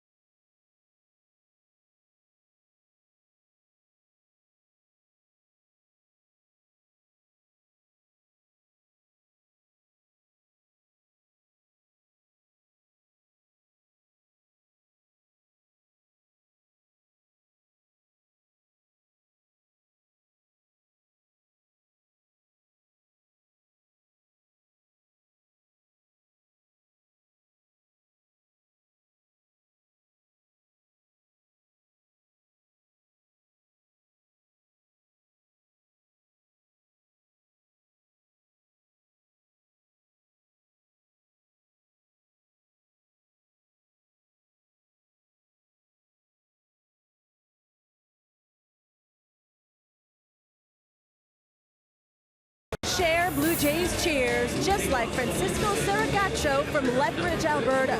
Celebrate Canada's team from far and wide. Visit RogersCelebrates.com.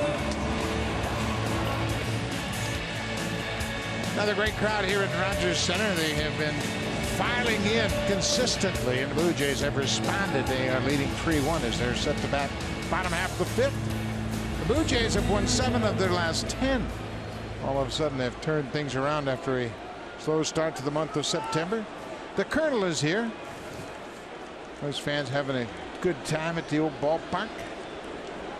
Does that have anything to do with Michael Saunders? That's my guess. Does Colonel Saunders? Sure. That would be my guess. Russell has walked twice tonight. First time he walked with the bases loaded. He walked and scored in the 3rd.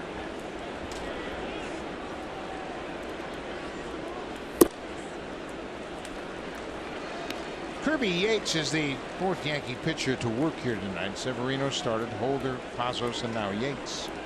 He might get 2 batters this inning. Martin Tulowitzki, and then Michaels up, and they've got another lefty going. Richard Blyer is up throwing in the bullpen for the Yankees.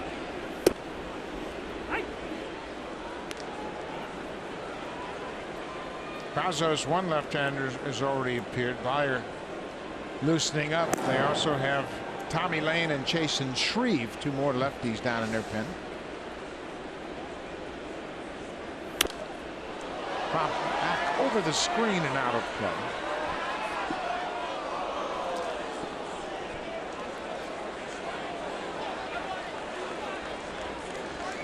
Clavin has a 4-2 lead over Detroit, middle of the fifth in Detroit. An emotional game down in Miami, of course. D.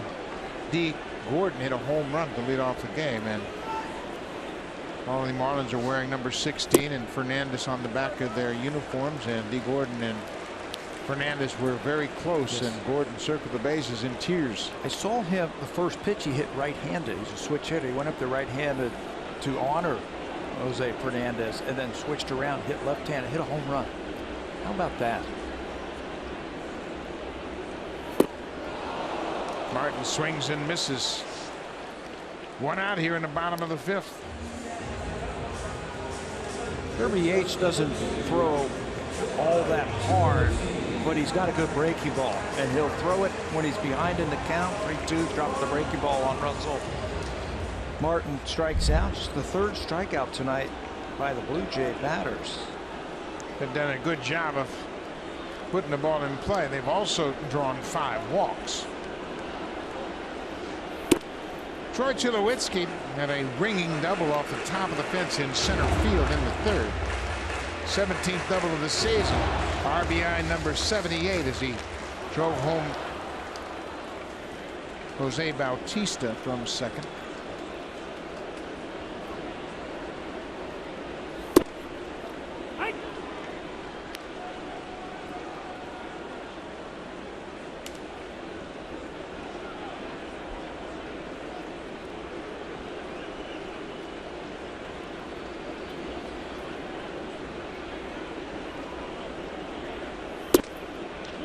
Off the plate with the fastball. The Yankees might just play matchup the rest of the way. Michael Saunders is on deck. One left-handed batter in the Blue Jay lineup. That's Michael Saunders. You've got 4 lefty relievers. I can see that for sure. Righties until you get to Saunders. Bring in another lefty. 2-2 now. Saunders picked up an RBI off a lefty last time up. James Pazos came in, and Saunders grouped a base hit down the right field line.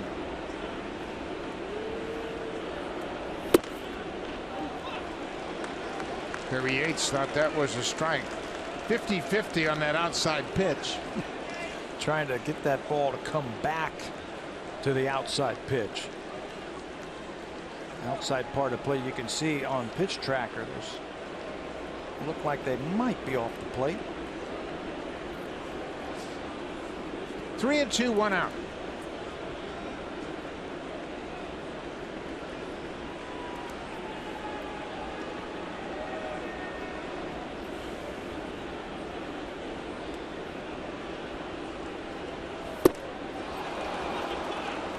Tulowitzki strikes out 2 away. Let's check in with Jamie Campbell.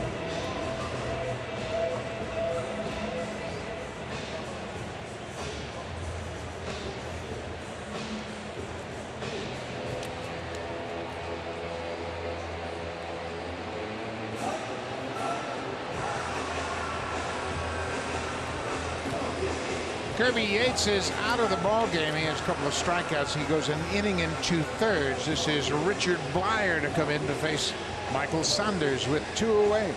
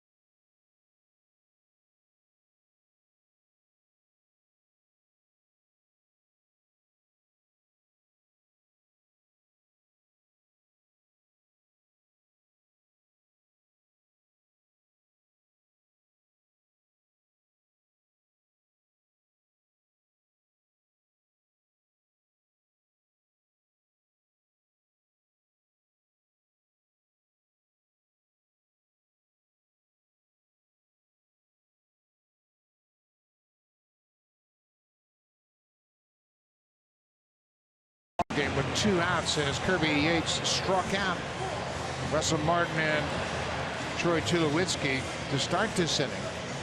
Dwyer making his 19th appearance of the season. And let's go back and look at the strikeout of Tulowitzki. Well, we tell you how Tulowitzki's pretty fired up. Watch the pitcher strike him out and start yelling, and then Tulo hears that and looks back and say, hey, it's just a strikeout. Tulo doesn't miss much. Put that in his book for another day. File that one away. Kirby Yates strikes out the last 2 batters he faces. And I think more than anything, Yates was reacting to some close calls he thought went against him. Yeah, nothing personal there. He strikes out Tulowitzki. He struck out Martin. Now Blyer to Saunders. They brought in James Pazos to pitch to Saunders with a couple aboard last time, and he blooped an RBI single down the right field line. A little bit different type of pitcher here. Pazos, a little bit better fastball. A little bit better breaking ball from Blyer. He was signed as a free agent this past December. He signed with the Yankees. Fastball 88, 92. Quality slider and a very good changeup.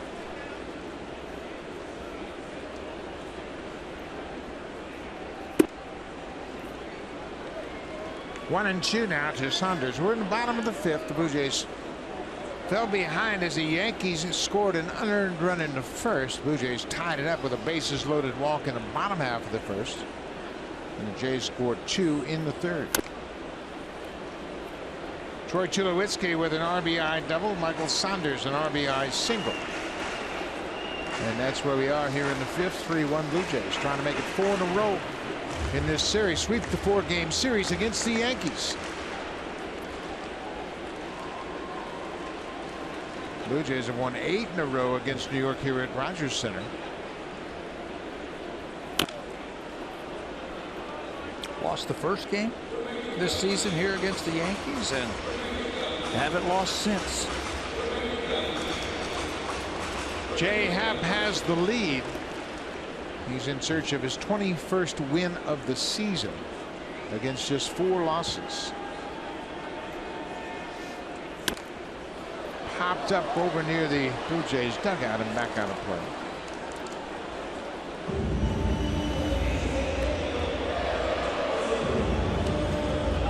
The Yankees were here early in the season.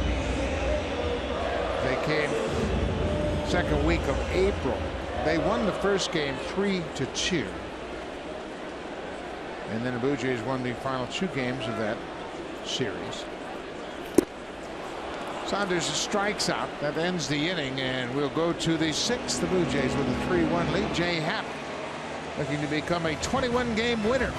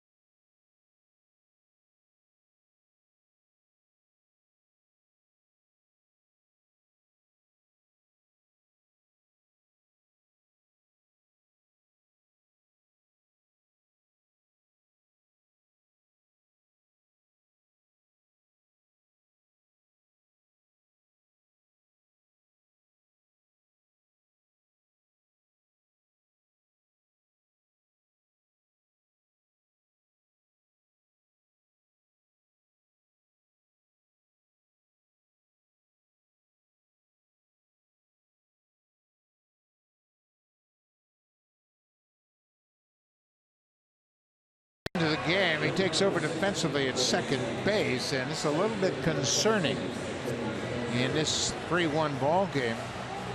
Devin Travis has been at the plate 3 times. He took kind of a wild swing in the 4th inning, and remember, he had that problem with his left shoulder. Looked like he grimaced just a little bit on one of these swings. One more time, that high fastball, you can see him right there. I don't know if that had anything to do with it, but it just didn't look normal like we have seen from Devin. You can see the dejection after that strikeout. We don't know. Certainly that is what the situation was with him last year. This ball is sliced down the left side. Saunders is there, makes a nice running catch. He got to it just before a fan, and looks back and said, hey, I'm on your team. Let me have it. Let the sure man have it. Yeah, let the sure man have it. You both have gloves, but that guy's the pro right there. Michael didn't give up on that ball. Slicing down the left field line. That's it. Next time, let him have it, and we'll get you a ball if you need one. I think Michael was concerned that he slapped the guy in the face with his glove when he was reaching out to make that catch. Everybody seems to be okay. This is Gary Sanchez, the catcher. Blue Jays have handled Sanchez after the first game in this series. He went 2 for 4 in that game. Had a hit in the 6th inning. Hasn't had a hit since. Okay, Happ continues to use that fastball. Fastball, and then he can turn it over, change speeds just a little bit with it. Then he can go upstairs. It's been so successful. It looks like they want to go back up there. Happ with the strikeout. Sanchez is 0 for 3. Jay Happ, told you he's looking for his 21st win of the season, and that would put him in elite company with the Blue Jays as far as pitchers that have won more than 20 games while pitching for the Blue Jays. Notice all of those pitchers, and they're great pitchers. They're all right-handed. If he wins tonight, he'll join that group for pitchers with the most wins in a single season and the most as a lefty. He'll break the tie with David Wells. Wells had 20 wins as a Blue Jay. Wells' 20-win season came in 2000 while pitching for the Blue Jays, and Jay Happ has already established a career high with 20 wins tonight, looking for his 21st win of the season. Ball is hit into the air. Pilar is there, makes a fine running catch. No problem at all. Jay Happ needs just 6 pitches to retire the side in the order in the 6th.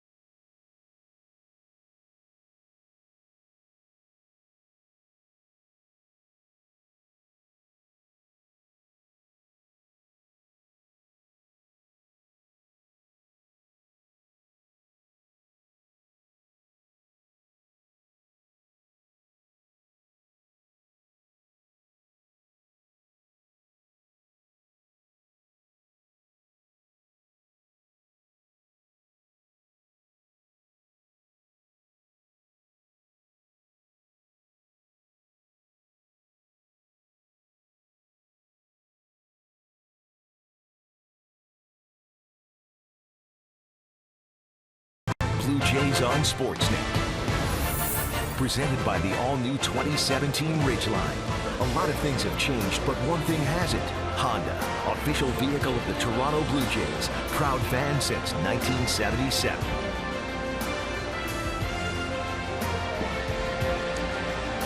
The roof is closed at Rogers Center, and we have had a couple of bench clearing situations early in this ball game. Things have calmed down, and the Blue Jays have a 3-1 lead as they're set to bat in the bottom of the 6th. Justin Smoak was in the middle of the fracas in the 2nd inning when he got hit by a pitch. That was the 2nd time the bench is emptied. They also had emptied in the top of the 2nd when Chase Headley was hit by a pitch from Jay Happ.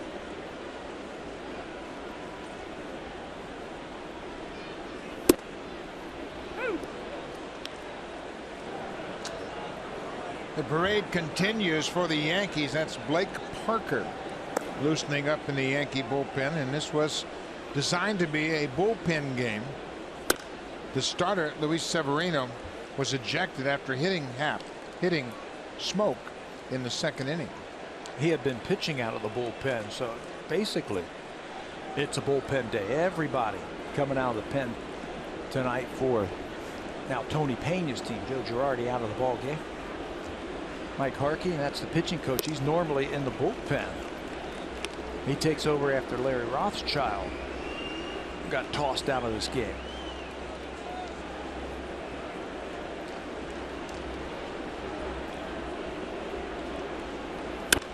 Smoak hits it in the air. Shallow center field. Ellsbury coming in. He'll get there and make the grab. 1 away. That'll bring to the plate Kevin Pillar, the number 9 hitter. Blue Jays have 3 runs on just 4 hits. And they scored a run on a bases loaded walk in the 1st inning.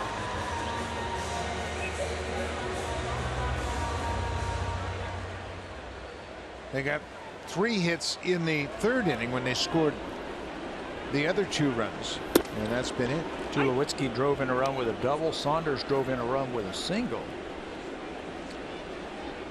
That is the last base hit for the Blue Jays. Michael Saunders hit to right field. Fouls it off at home plate. Seattle and Houston are playing down at Minute Maid Park in Houston. To start of play, Seattle is 2.5 games out of the 2nd wild card spot. Houston 3 games back. But look, those clubs still have postseason aspirations. Seattle has a 2-0 lead, bottom of the 3rd. Pilar hits it up the middle. Nice play by Torres, but not in time. Oh, they called him out. Looked like Pilar was across the bag. Tom Hallion calls him out, and you can bet the Blue Jays will have a look at this one. What a play. We've been very impressed with Ronald Torres at 2nd base, playing because of the injury to Starlin Castro. He's played some 3rd base in this series. Didn't think he had any shot at getting this ball right back over the middle. He dives and has plenty of arm to throw to first base. Pilar is saying, wait a minute now, let's take a look at this one. Let's slow it down for you. Let's see if he gets there before Teixeira gathers that one into the glove. Oh, yeah. We're going to take a look at this one. I got to tell you, it's closer than I thought. I thought Pilar had beat it easily. It looks like he hits the bag before the glove starts to move from Mark Teixeira. I bet you they don't turn this one over. It is so close. This replay review is powered by Samsung. Remember, there has to be enough evidence on the video review to overturn the call on the field. Hey, either way, what a play by Torres. He's had a good series. Yes. Here's the call. Safe. I should have bet you. You should have bet me. The foot is on just before it hits leather. There. And now it's into the leather, and it's called infield hit. So Pilar has a base hit. He was fairly confident as he ran across the bag. So the call on the field is overturned.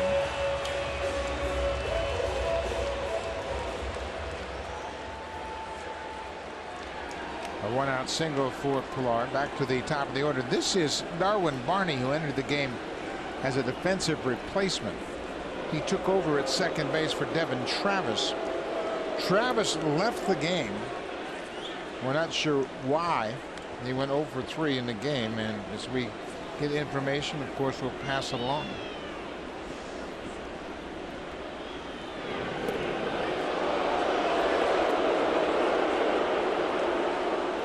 Pilar has 14 stolen bases. He has been caught 6 times. The guy behind the plate can shut down running games. He's got a great arm, and he's very quick. His time to second base 1.8 from what we hear. Anything 2 or below is outstanding. The Blue Jays had a big stolen base in the 8th with Sanchez behind the plate. But Donaldson, who got that stolen base, had a running start against Dylan Betances. Yeah, had the high leg kick. They stole that one on the pitcher.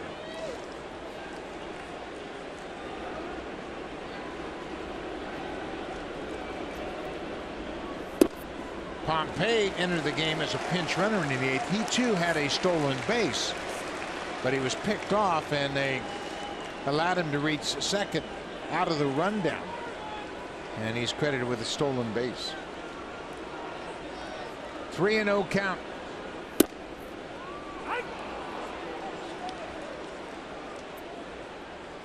Josh Donaldson licking his chops to face that lefty, but I don't think he's going to. They got that right-hander warming up. Pulled on the ground. Headley goes to second. Torres back to first in time.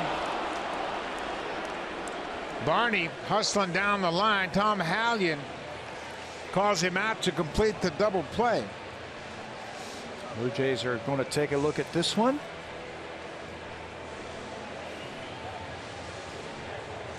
Waving it off. He was out at first. The Blue Jays will concede the double play. Nice double play started by Headley, and another good play by the second baseman, Ronald Torres.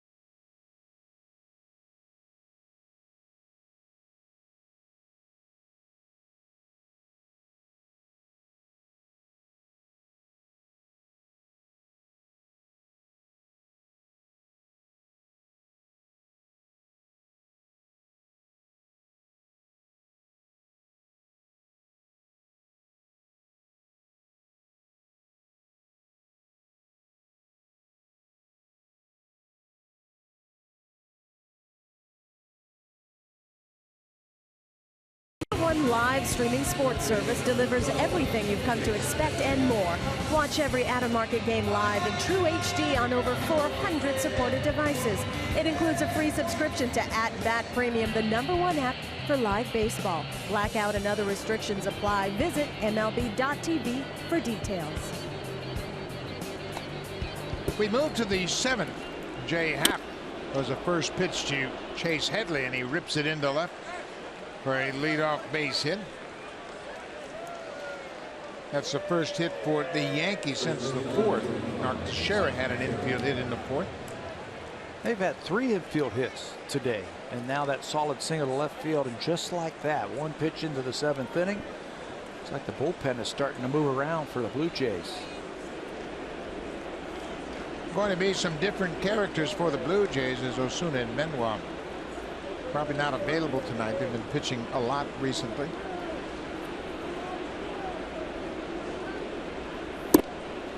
Mark Teixeira had that infield hit. He hit a ball into the hole Tulowitzki dove for it, got to his feet, and it was bang bang at first, but Teixeira was called safe.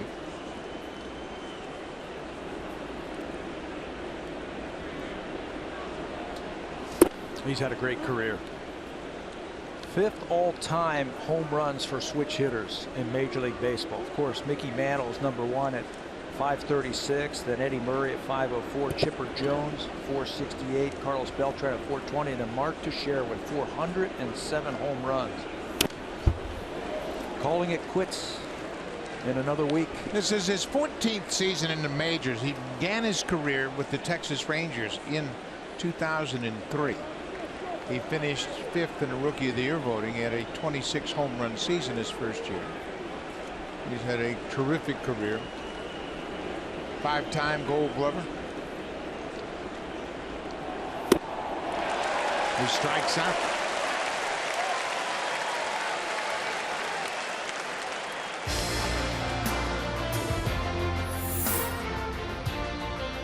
The all-new 2017 Ridgeline, our newest vehicle and their newest fan.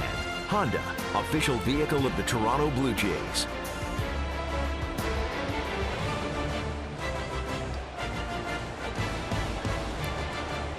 Didi Gregorius is now 1 for 10 against Jay Happ. He has been hitting up in the order in this series, but the matchup wasn't a good one.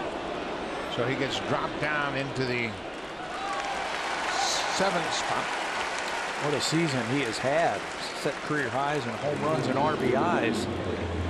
But Jay Happ gets him again just to fly out to left field. His previous career high was 9 home runs and 55 RBIs. He's got 19 home runs this year.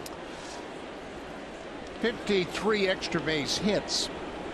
That's the most by a Yankee shortstop since that man named Jeter had 55 in 2007. He's had a good year. His 2nd full season with the Yanks. Aaron Hicks, the right field, a couple of groundouts so far.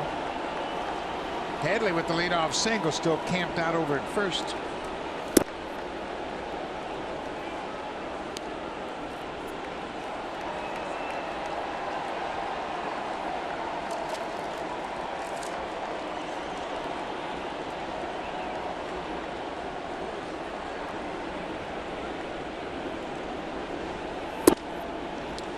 Jay Happ is looking to set a franchise record for wins by a left-handed pitcher. We mentioned David Wells won 20 games in 2000 while pitching for the Blue Jays.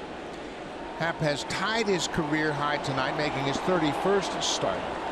He also made 31 starts last year between Seattle and Pittsburgh. Jay has established a new high in strikeouts. He's got 2 strikeouts tonight, but he has 162 for the season. Came into this game with a 9th best earned run average in the American League and the 8th best opponent's batting average in the American League. Ground ball. Barney has it. He'll go to first, and Jay Happ, 7 strong innings again tonight. He's allowed just 1 run, and it's unearned.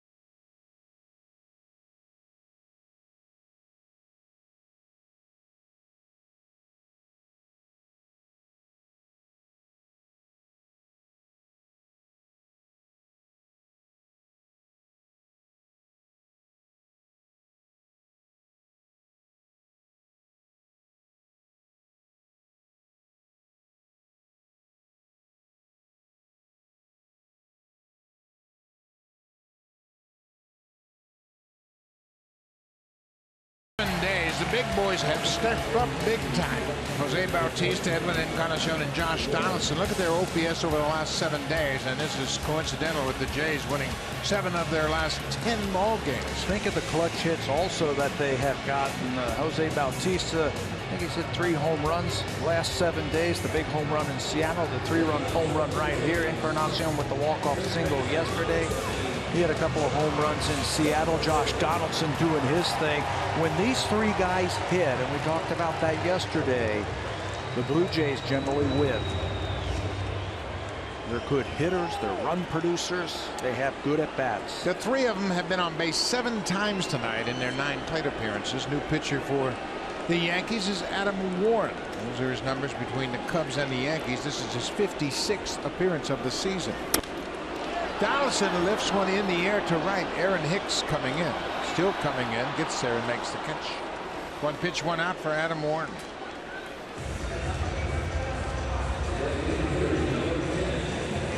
Donaldson hit by a pitch and walk. He's also flied out twice. He's 0 for 2 tonight.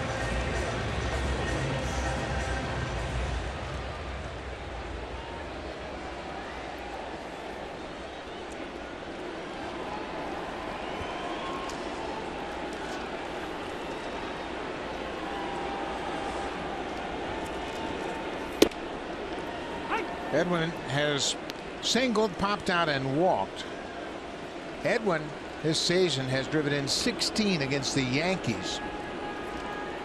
This is the final game against New York this season. Edwin will have 3 more games against Boston. He's driven in 17 against the Red Sox.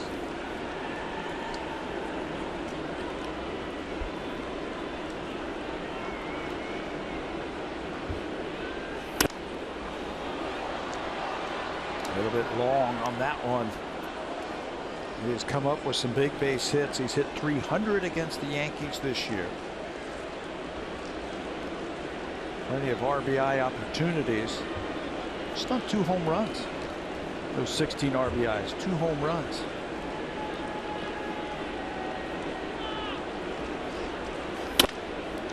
Right back to the mound. Warren has it.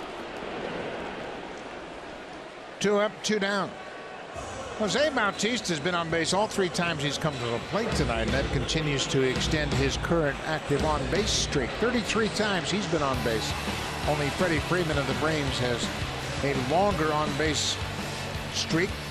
Josh Harrison and Andrew McCutchen of the Pirates, they're next at 16, but Jose Bautista continues to get on base, and with that, his production has gone up as well. His eye is as good as always, taking a lot of borderline pitches. He has walked twice tonight. He singled and scored in the 3rd.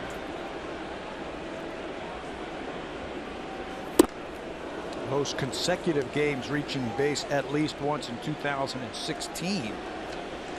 Jason Worth was up to 46. Freddie Freeman at 44.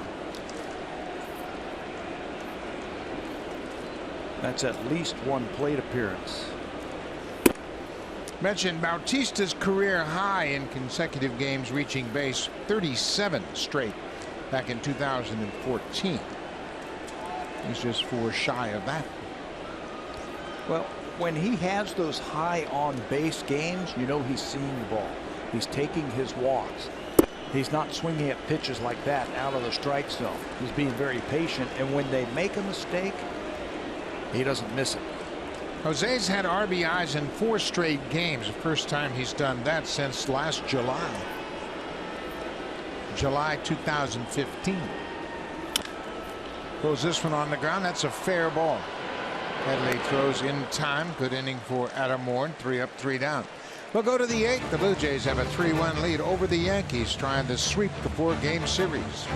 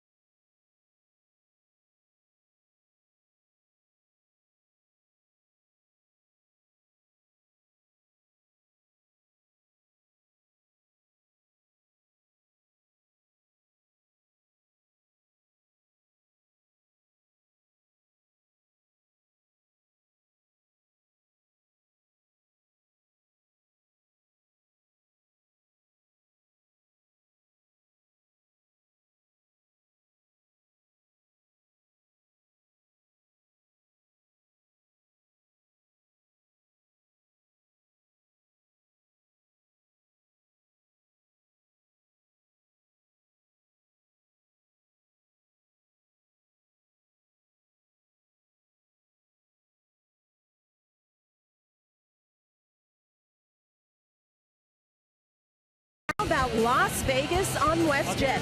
Daily nonstop flights and great vacation deals. Sounds like a plan? Book your Vegas getaway today at westjet.com/Vegas or call your travel agent. Buck. Thank you, Hazel. Another good crowd on hand here at Rogers Center. The final game against the Yankees this season. The Blue Jays have a 12-6 advantage over New York. Baltimore will be here for a 3-game series tomorrow night. 3 night games. Starlin Castro coming off the bench to pinch hit against Happ. He has been on the shelf with a hamstring injury, and we mentioned that he might get a chance to swing the bat. Castro's had a good season. .273 average, 21 homers, 69 RBIs. And a free swinger. He goes up there swinging that bat. Good numbers. Fly ball to right. Bautista backing up right to the warning track, just to the edge of the wall. Castro flies out deep to right.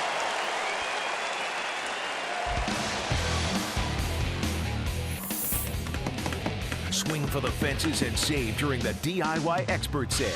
Only at Home Building Center and Home Hardware Building Center.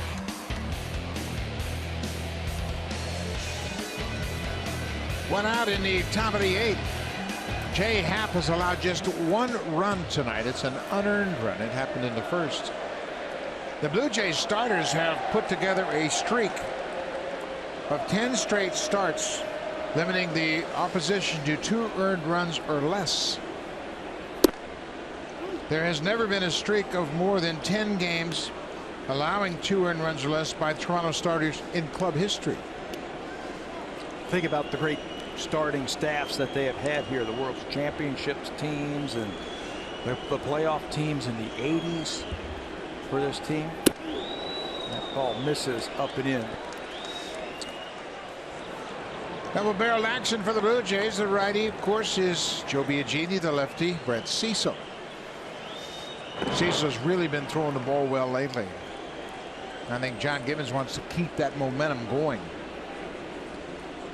He said he's going to be ready for the 8th inning tonight if they need him.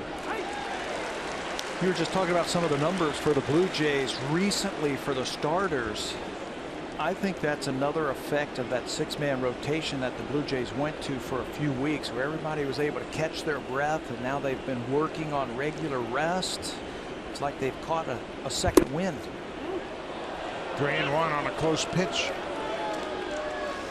The Blue Jays, they're on pace to become the first team in Major League history to lead the league in starters innings pitched without the aid of a complete game. That gives you an idea just how consistent their starters have been. Gardner hits this one down the right side. That's going to drop fair. Bautista over to cut it off. Gardner is headed for second with his 3rd hit of the night. He gets himself into fastball counts against the left-hander. He had a couple of infield hits his first 2 times up, scored the only run after the error. Now on a fastball count, 3-1, he can turn it loose, and does down the right field line for extra bases. Hustles his way into second base with another double. Well, as good as Happ has been, Ellsbury will step to the plate representing the tying run. Gardner with a 3-hit night. He's in scoring position. Jacoby Ellsbury 0 for 2 with a walk. The Yankees just 0 for 3 with runners in scoring position tonight. They've stranded 4 so far.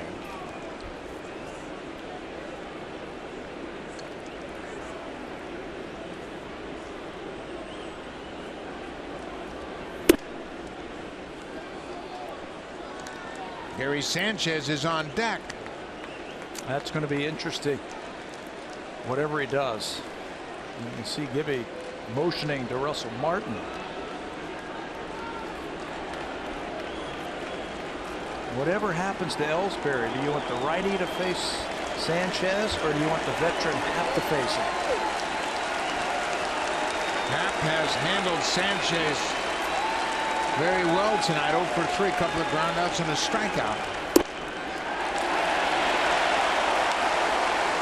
Crowd knows what's at stake.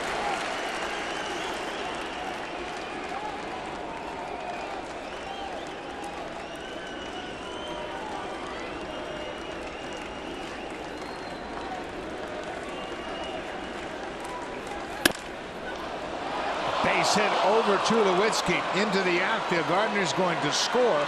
Pilar bobbles it, and that'll allow Ellsbury to get into second. It's a one-run game. The bobble by Pilar allowed Ellsbury to hustle into second, and now the tying run is in scoring position. Gardner was going to score.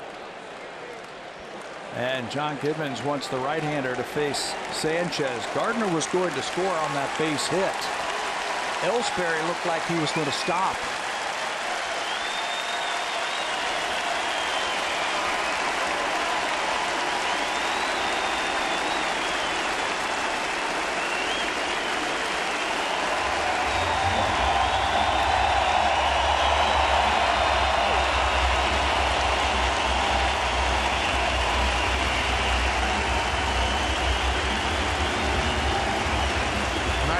Start of the season at home for Jay Happ in the regular season, and he finishes on a high note.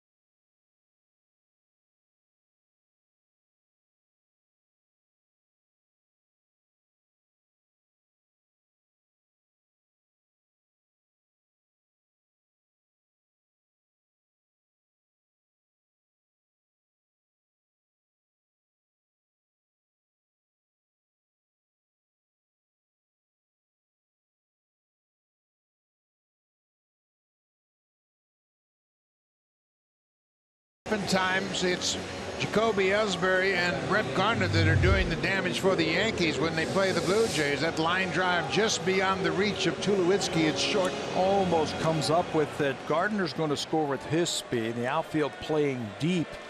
No doubles because Jacoby Ellsbury represents the tying run. So Pilar had a long way to go, but then bobbles the ball, and he'll be charged with an error, and that allows Ellsbury to get into scoring position.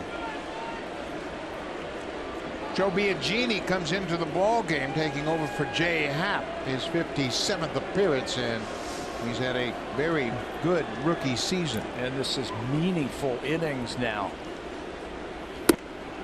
Blue Jays have shown that when Joe Biagini gets rest, and he's never, these are uncharted waters for him, playing into September, this long of a major league season, being his first big league season. So they have had to monitor his work to give him enough rest. He last worked on Wednesday. And he has shown when he has rest, his stuff has a little bit more oomph to it. His breaking ball's a little bit better, his cutter's a little bit better, and his fastball's a little bit better. He inherits a runner in scoring position. Gary Sanchez with a 1-1 count.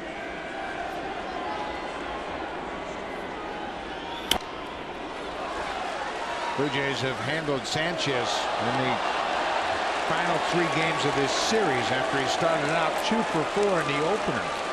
Well, what Joe Biagini can do, he's right over the top, and he can throw that high fastball up in the strike zone. His curveball's right over the top, and it looks like a fastball. That's where he gets a lot of strikeouts. He can go either way.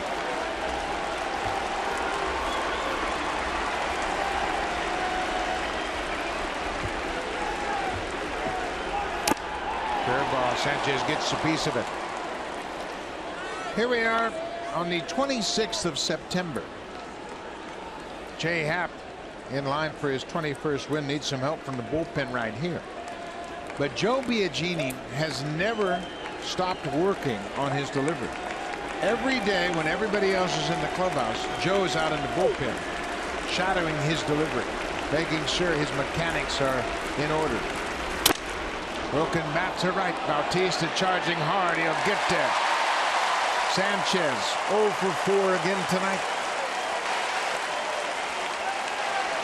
That's a big out because now it sets up an opportunity for both managers to use their bench and their bullpen. You got a righty coming up and Brian McCann coming out, and that's why we saw Brett Cecil. So John Gibbons going to wait till he is announced into the ball game before he makes his move. McCann is into the game, so John Gibbons makes the call for Brett Cecil. Joe Biagini has inherited 25 base runners. He's stranded all but 5.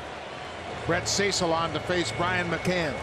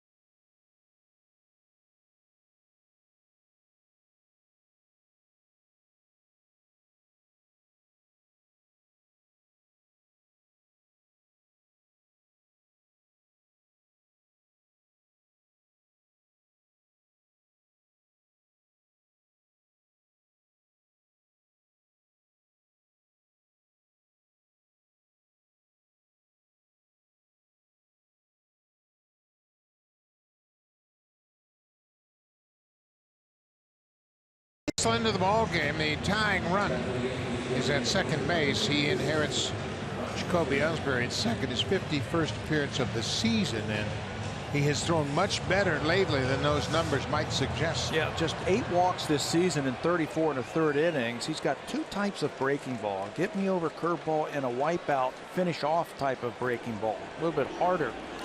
He's been able to get both of those over lately. I think that's why Brett's been pitching a lot better. Been pitching a lot more for the Jays. Also, he pitched in game 1 in this series, had a 1-2-3 inning. Brian McCann, the pinch hitter, takes the first pitch away for a ball. McCann coming off the bench to bat for Billy Butler. The DH. McCann for the season, .240 average, 19 homers and 56 driven in. Ground ball. Tulowitzki positioned perfectly. Takes his time. The inning is over. The bullpen, Biagini and Cecil nail out Happ. Jays still in line for his 21st win. Now time for the Blue Jays Central Update. Here's Jamie Campbell and Greg Zahn in the Samsung broadcast studio.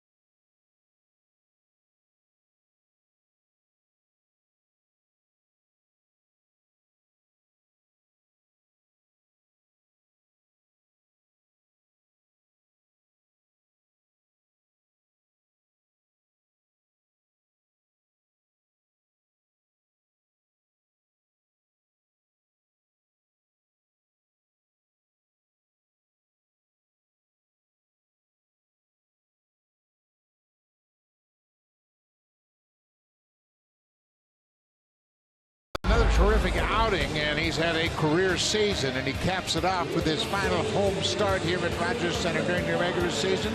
96 pitches. He pitches into the 8th, 7 1/3, 6 hits, just 1 earned run allowed, and that continues the streak by Blue Jays starters. They have now had 11 straight games in which they've allowed 2 runs or less, the first time in franchise history. You talked about complete games. Blue Jays have not had a complete game. Well, Jay Happ was the guy I think got the closest. 2 outs in the 9th inning in that game in San Francisco. But tonight, holding on, if the Blue Jays can hold on in the bullpen, can save it, he would have his 21st win. See Donovan Solano taking over defensively at second base.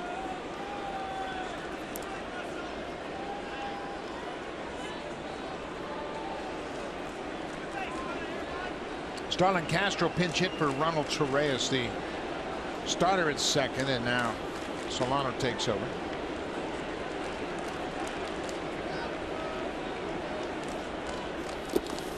Solano started second on Saturday. He was 0 for 2 with a walk in that start. Adam Warren pitched the 7th, retired Donaldson, Encarnacion, and Bautista in order. Now he strikes out Martin. Drive of the game brought to you by Honda, official vehicle of the Toronto Blue Jays, proud fan since 1977. After a walk to Russell Martin, Troy Tulowitzki is going to step up with a couple of runners on. First pitch fastball, and he drills this ball to left field. It looks like it's heading out, hits off the middle of the wall, scores a run, and that is our drive of the game. Tulowitzki hits it hard, but the Gold Glover at first, Mark Teixeira, made a nice play and robs Tulowitzki of another hit.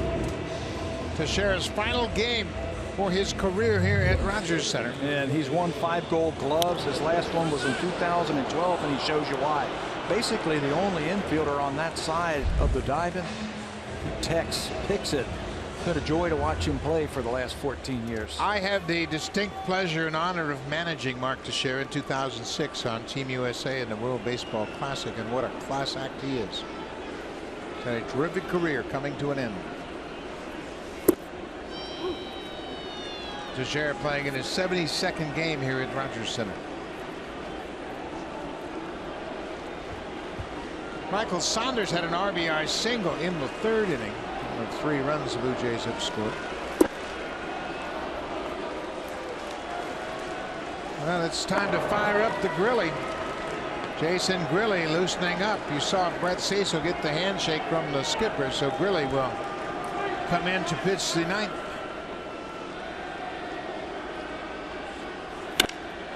Deep drive to center. Ellsbury back right at the edge of the warning track. Gets there and makes the out. Adam Warren has slowed the Blue Jays down 2 innings. He's retired all 6.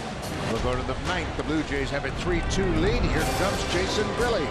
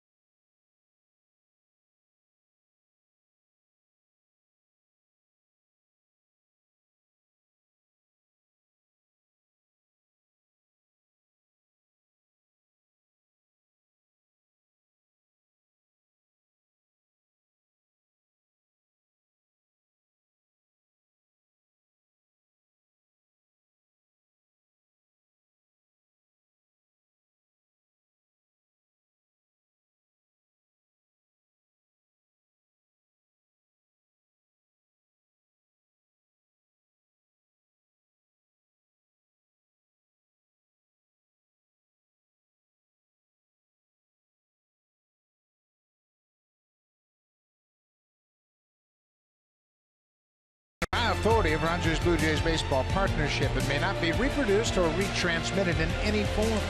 And the accounts and descriptions of this game may not be disseminated without the express written consent of Rogers Blue Jays Baseball Partnership. We had some fireworks early in this ball game. Things have calmed down. There were 2 bench clearing situations. And Jason Grilli was right in the middle of it. Well, he's right in the middle of it again in the 9th. This time he's on the mound. You know, that's interesting. You show that shot right before this inning has started. The home plate umpire, Todd Tishner, went out there to say something to Jason Grilli as he finished up his warm-up pitches. Just reminding him of that, maybe. I'm not sure, but he had something to say to him. 7-5 with a 330 earned run average for Grilli, trying to close it out. That's what umpires will do when a new reliever comes into the game. They'll go out and say, hey, there's a warning in place in this game. New defense for the Blue Jays in the outfield. Melvin Upton Jr. takes over in left field for Michael Saunders, and in right, Ezekiel Carrera, the author of that terrific bunt base hit in the game yesterday. He's in right field defensively for Bautista.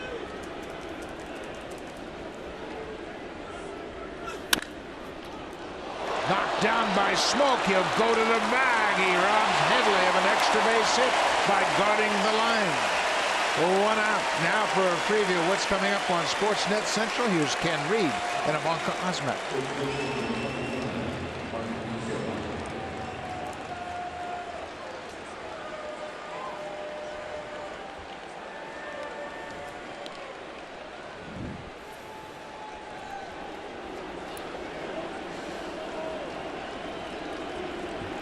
Way better, Ivanka, way better. 5-4 currently, bottom of the 7th. Cleveland leads the Tigers. 1 out. Here is Mark Teixeira. Hopefully this will be his last at bat at Rogers Center. Yes, hopefully. Swinging it high, fly ball to right. Carrera looking up. Man, oh man, Teixeira connects for the home run. And the Yankees have tied it. A 1-out home run for Teixeira. For the first baseman, his 14th home run of the season. First hit off of Jason Grilli in his career, and he didn't wait around.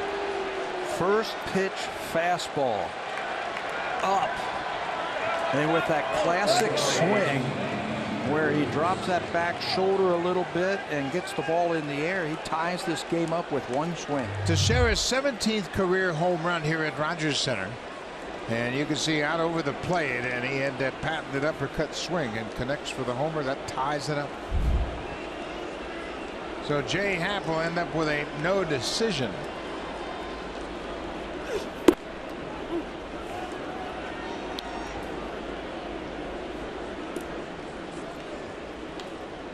One out. Didi Gregorius, he has flied out 3 times tonight.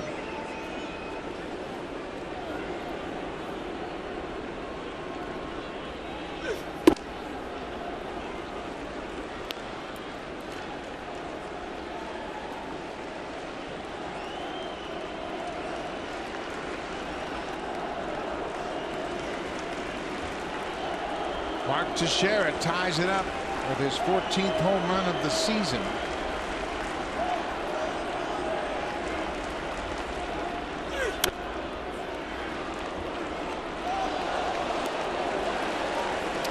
.407 career home runs as he steps into the batter's box. This is number 408.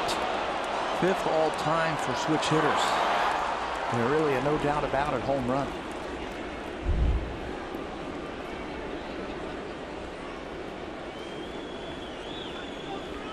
3-3 game. Gregorius lines this one to left. Upton will play it on a hop. Well, we were just talking about Mark Teixeira, maybe his last at bats here, and he's hit plenty of them. He knows you can do that when you've hit that many home runs in the big leagues. Now, he understands too, this is the last time he will play in this ballpark, and a pretty special home run for he and his team that ties it up. They're trying to salvage the final game of this 4-game series. The Yankees have now out-hit the Blue Jays 8-5.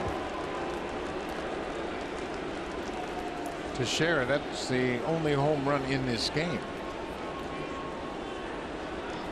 This is Aaron Hicks. He's grounded out 3 times tonight.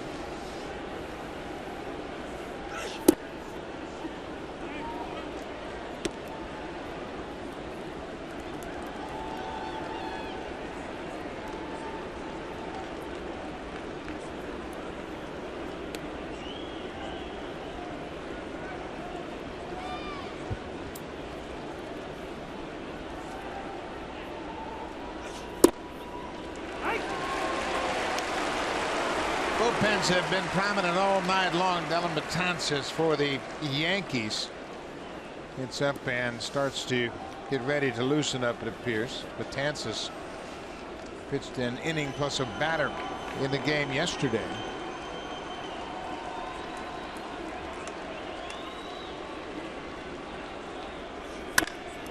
High fly ball to right. Carrera is going to watch this one go into the seats. Aaron Hicks with a 2-run home run. For Hicks, that's his 8th of the season.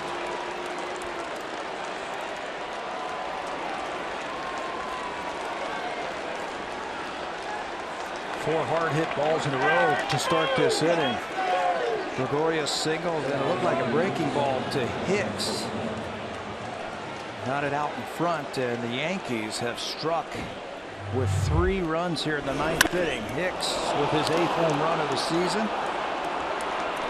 That puts the Yankees ahead. 3 runs here in the 9th. The Yankees scored 2 in the 9th to take the lead yesterday. This is Donovan Solano getting his first plate appearance. Danny Barnes loosening up for the Blue Jays.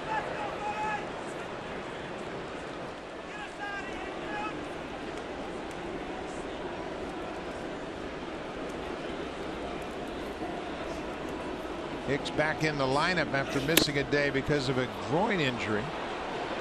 Comes up with a big hit. He's always had a lot of talent. It's with the Minnesota Twins. Picked him up in a trade, breaking ball over the middle of the plate. He knew he got it. I think Jason knew he got it too.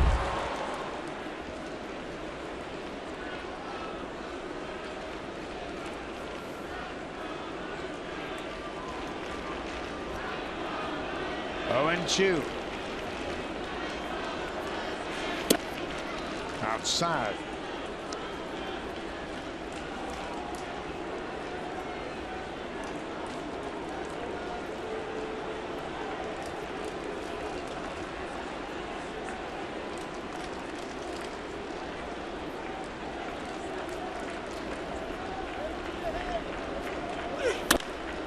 Fly ball down the right side. This one's going to slice into the seats.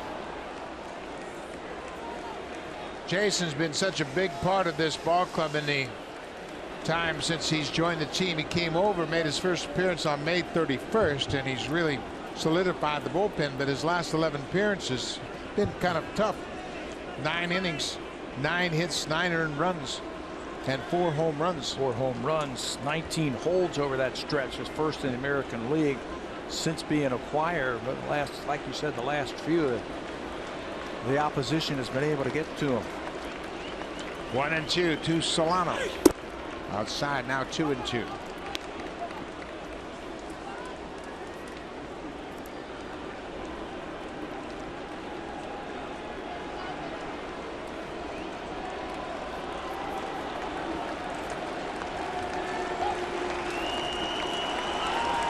Biagini and Cecil got out of the 8th inning, and there's another base hit. This one down the left side. Upton will play it off the wall, and Solano will end up with a double with 1 out.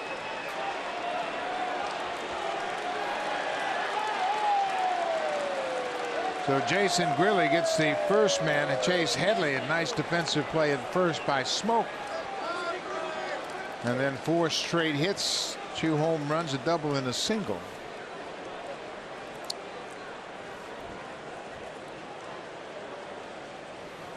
So he hands it off to the skipper. Danny Barnes coming out of the bullpen. One out. The Yankees have scored 3 here in the ninth to take a 5-3 lead. Top of the order when we come back.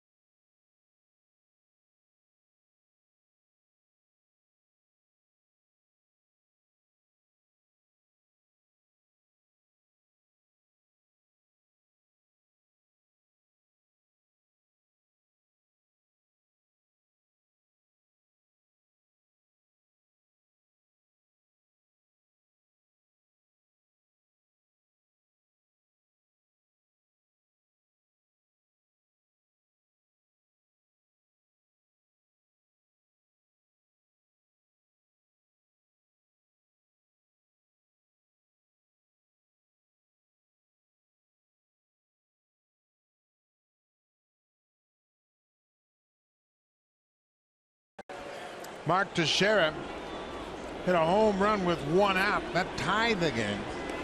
And then Aaron Hicks hit a 2-run home run after the double by Solano. Danny Barnes coming into the ballgame, making his 12th appearance. Much better against left-handers, as you can see from those numbers. 167. You got a couple of lefties here in Gardner and Ellsbury. Another run out there that you can save. Barnes has been good against lefties, dropping that changeup on him. Brett Gardner's had a good game.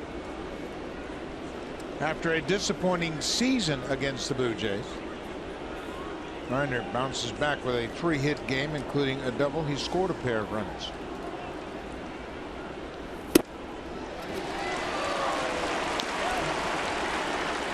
Gardner came into this game batting .109 for the season, 6 hits in 55 at bats against the Blue Jays. And he has killed the Blue Jays in his career before tonight.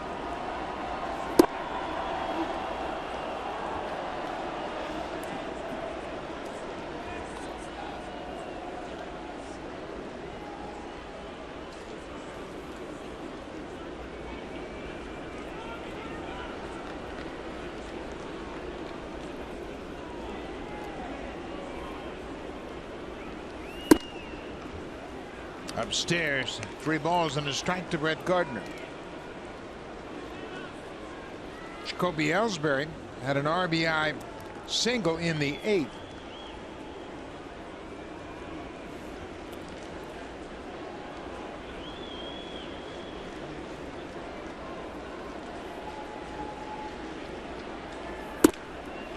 Gardner takes high for ball 4.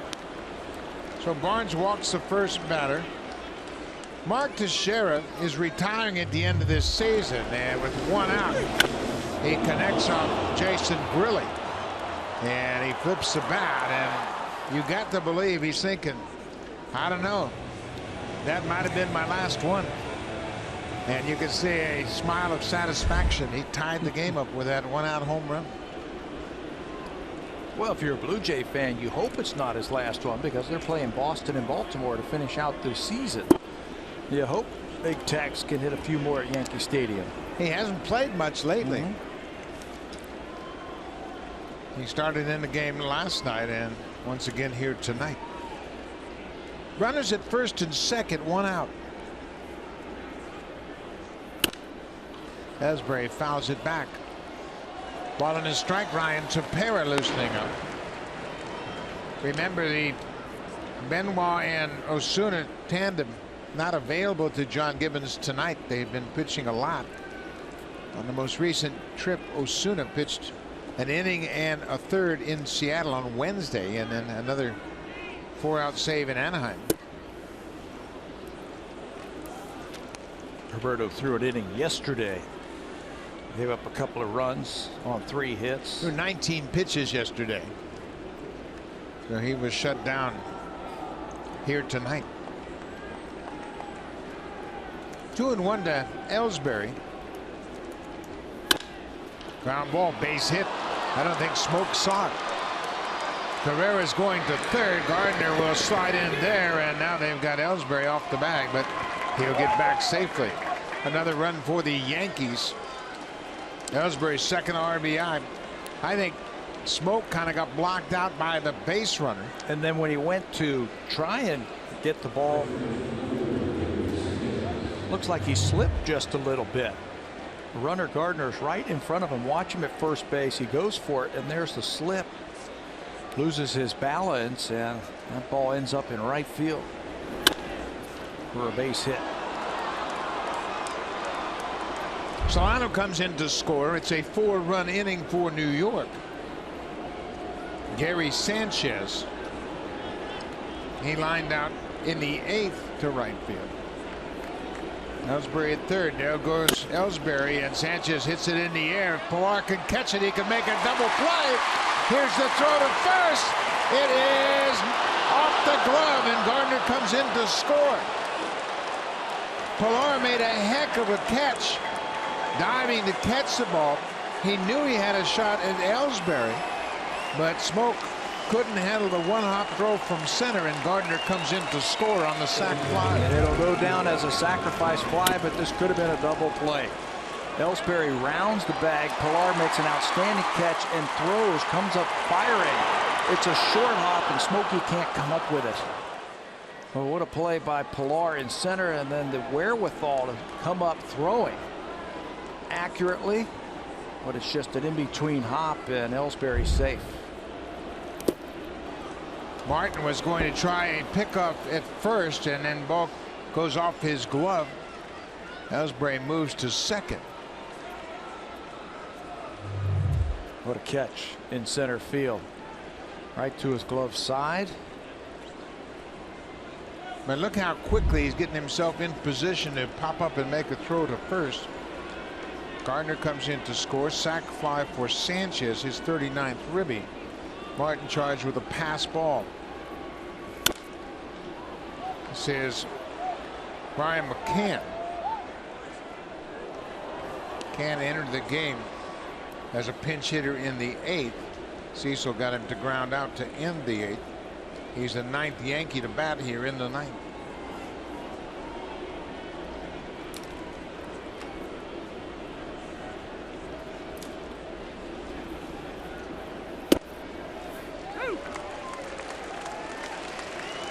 Left-hander is Tommy Lane. The right-hander is Dylan Betances. Yankees 5 runs here in the 9th. They've taken a 7-3 lead. Jay Happ went 7 1/3, allowed 2 runs, 1 earned run on 6 hits. Biagini and Cecil got out of the 8th, and Grilly ran into trouble in the 9th. That's strike 3 call. Martin back to the backstop. McCann arguing the call is thrown out at first. And now the Yankee bench is getting on the home plate umpire, Todd Tishner. But the inning is over, but the damage is done. The Yankees score 5 big runs in the top of the 9th and take a 7-3 lead.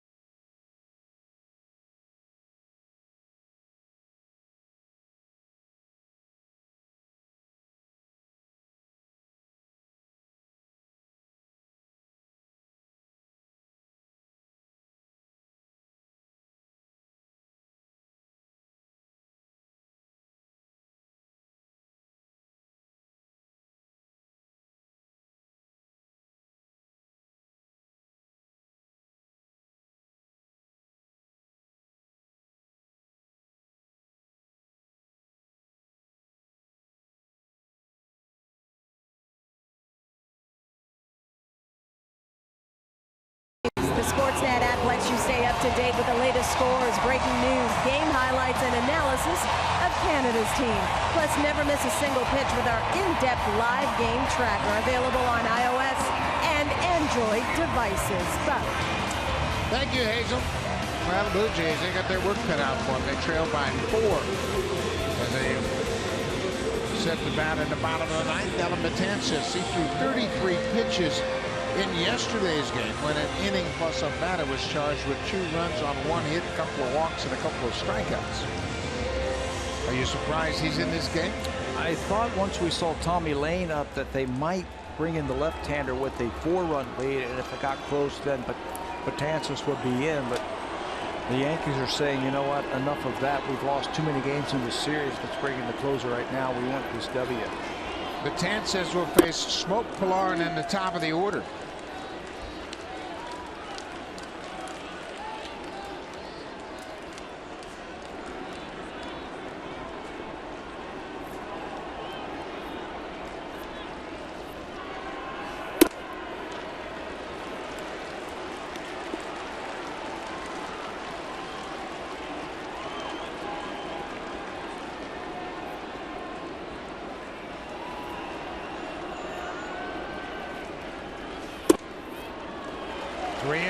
This is the problem Betances had in yesterday's game. He walked Donaldson to start the 8th. And Donaldson come in to score. Give the Blue Jays a 2-1 lead. He also walked Upton in the 9th inning to start that rally for the Blue Jays. 4-pitch walk to start the inning. Blue Jays got a ways to go, but that's a good start.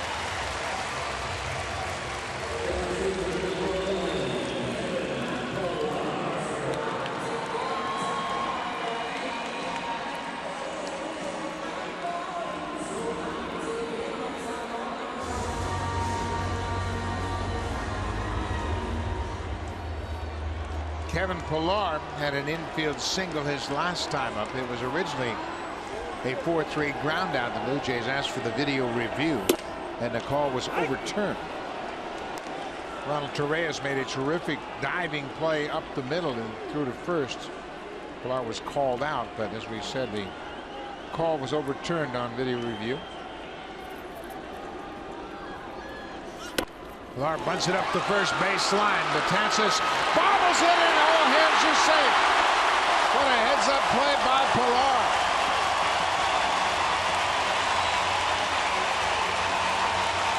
Teams have been bunting on Betances also. He's 6'8".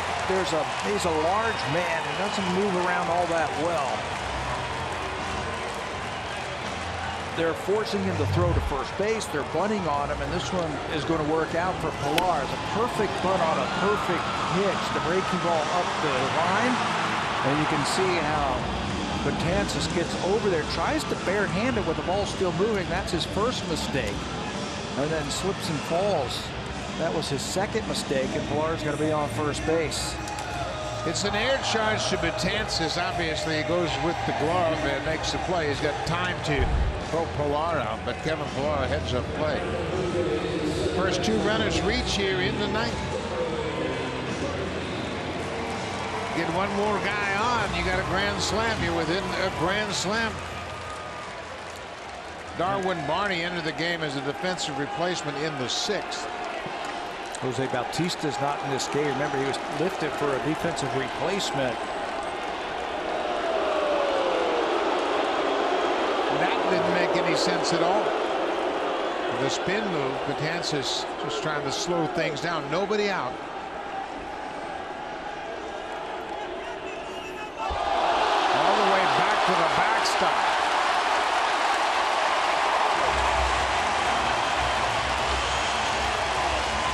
Right now it's in his head. Blue Jays got to him yesterday. Tony Pena has seen this before. And with young kids, the game's starting to speed up on him. Fastball not even close. Second and third, nobody out. If you're Barney, you got to take a strike. 2-0. The Blue Jays have won consecutive games in their last at-bat.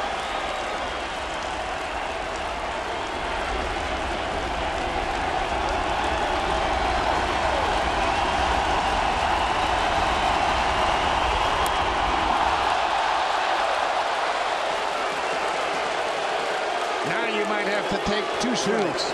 Take 2. He hasn't been close with 3 pitches. The bunt seemed to rattle Betances.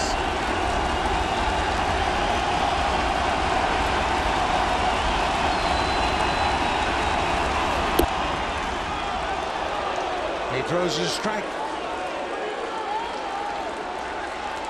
The tying run is on deck.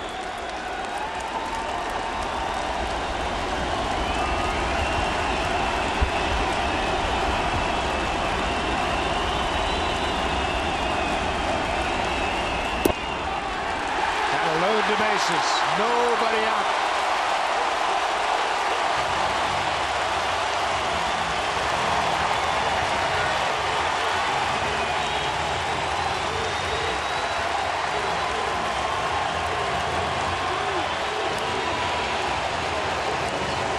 That bunt you said rattled Betances, and it also rattled the cage of the fans. They are into it right now.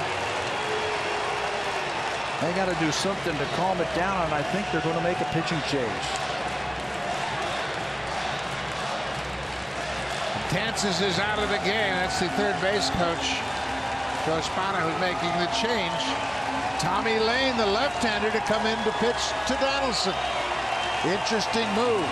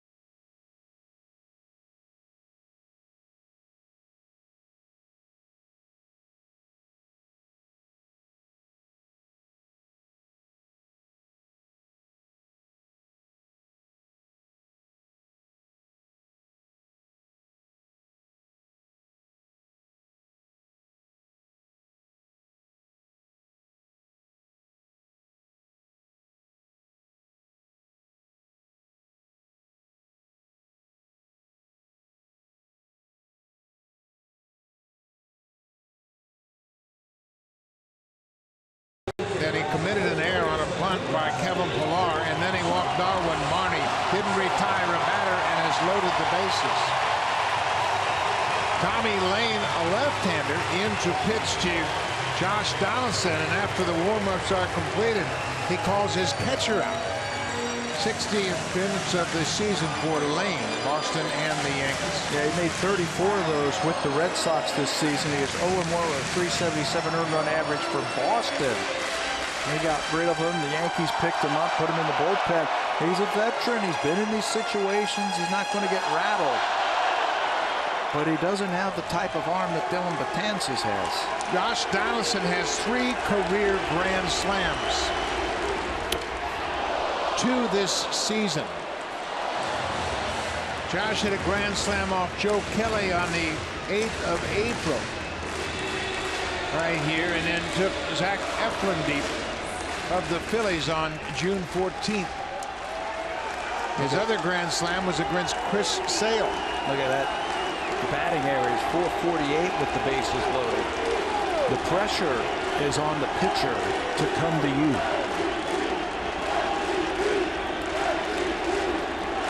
Nobody out.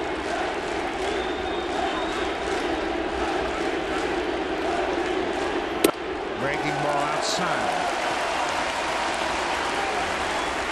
We mentioned how the big hitters for the Blue Jays have stepped up over the last 10 days. Donaldson, Encarnacion, and Bautista. Can they do it again?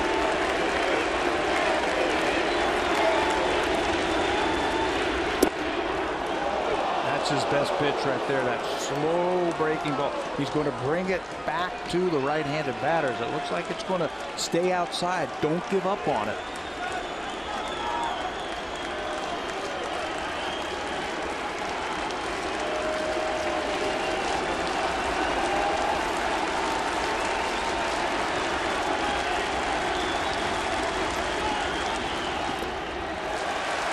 Two and two. Donaldson just 0 for 1 against Lane. He doesn't get to see him very often, obviously. Lefty on righty late in the game. Yeah, Lane is a lefty specialist. With that big breaking ball, he'll just go against left-handed batters, so he's not going to face Josh Donaldson.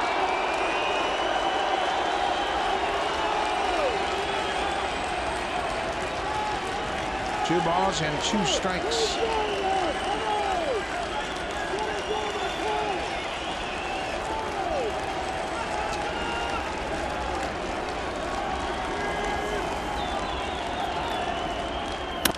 Wrecking ball hit in the air. Shallow right field. Hicks has a strong arm and he goes to third, but Smoke holds his ground. The next batter will also represent the tying run, so Donaldson flies out to right. They were conceding the run. Hicks was throwing the ball to third base. But you have to be absolutely sure because of this guy right here. He's coming up representing the tying run. He had the hit yesterday that run up for the Blue Jays on this soft single to right field. Jays another come from behind win. Can they do it again? It's a steep hill to climb for sure.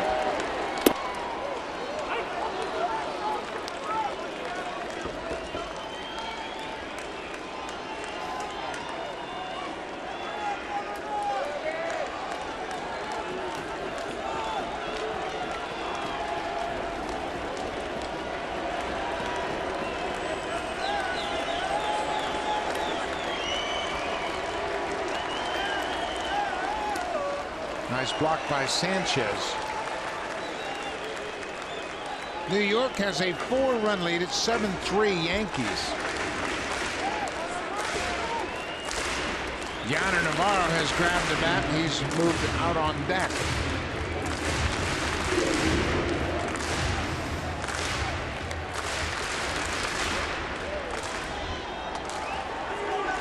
You just can't have enough rally caps when you're down by 4. Blue Jays only have 5 hits. They get a big hit right now, this place will explode. Yes, it will. Base runners, that's what you're looking for right here. You still are down by 4 runs. You need base runners.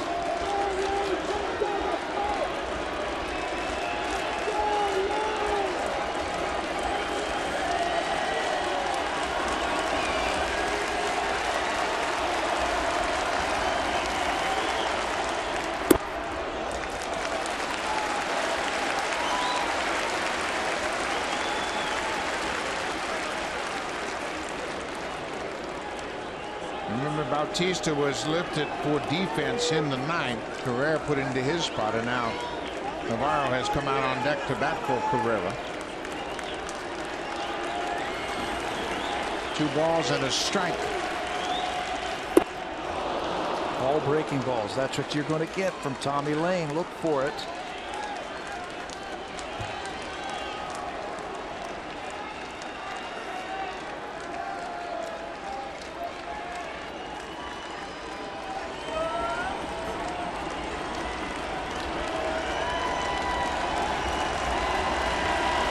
Righties have hit just .212 against Tommy Lane.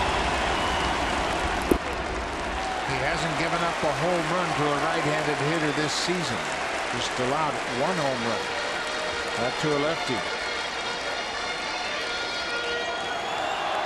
Justin Smoke got it started. He walked against Betances. Then Pilar dropped the bunt up the first baseline. Betances made an error. He reached, and then Barney walked. Then Tommy Lane got Donaldson to fly out. Navarro has moved out on deck. Encarnacion with 9 career grand slams. 3-2 breaking ball. He didn't want him to get that 10th grand slam, so he walked him. So the Blue Jays get a run. Smoke comes in to score. It's now a 3-run deficit. And Diana Navarro is announced into the game at the same time. Pompey has taken over as a pinch runner at first. Lots of movement. Lots of options. September baseball expanded rosters, so you put a little bit more speed at third base. If there's a gapper you want him to score, he represents the tying run. So Navarro, a switch hitter, will bat right-handed against Tommy Lane. Bases are still loaded.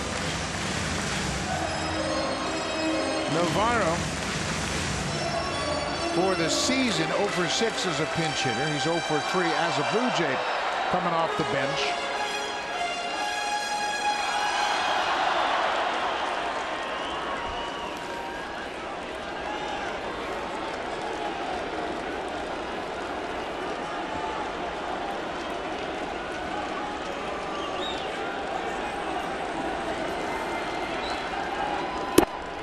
Navarro has many big hits for the Blue Jays. He had a big home run for the Blue Jays last year in September to help them win a ball game.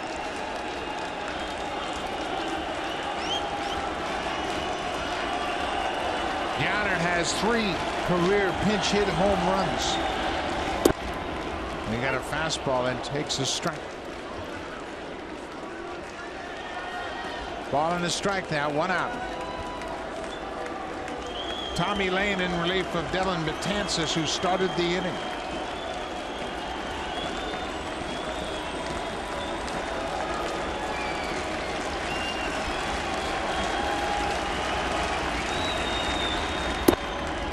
Another breaking ball. Look for it. If you are the runners on base, watch for the line drive. Pilar's run right now doesn't mean anything. The runner at second base doesn't mean anything. You don't want to get too far off. So watch the line drive. You'll score on any hit into the outfield because the outfielders are so deep. Off speed. 2 balls and 2 strikes.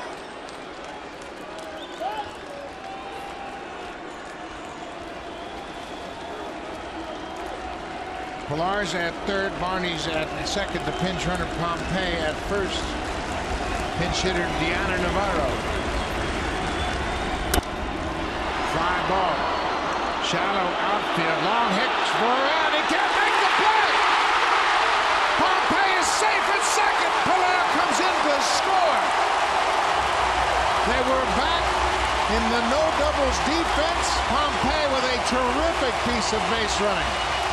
Beats the throw to second to stay out of the force out. That's why we pointed that out, that they were playing deep. Anything into the outfield, you're going to score. So you recognize that the outfielders are deep. A little blooper by Navarro. No chance for them, the outfielders, to get it. And everybody's going to move up 1 base as Navarro is congratulated. Daryl Siciliani is into the ballgame as a pinch runner. Watch how deep the outfielders are in the first movement. It looked like Hicks broke back momentarily, and now he can't come up with that one. And Pompey, with a little bit more speed, reads it and then hustles into second base to beat the force out. What a good piece of base running. There's Pompey halfway between first and second. Ellsbury comes up throwing, but Pompey slides in safely head first. Bases are still loaded. Still 1 out. Daryl Siciliani pinch running at first for Navarro. This is Russell Martin.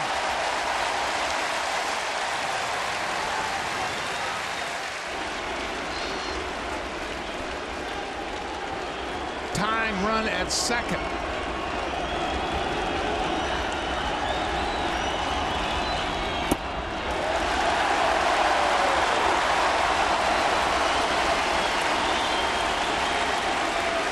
Unbelievable.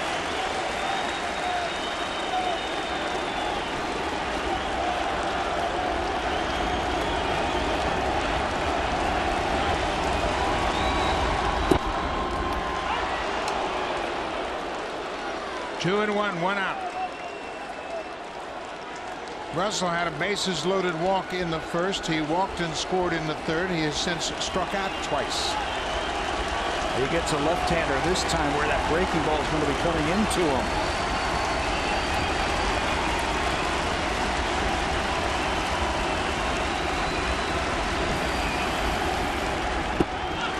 Way inside. 3-1. Tulowitzki is on deck.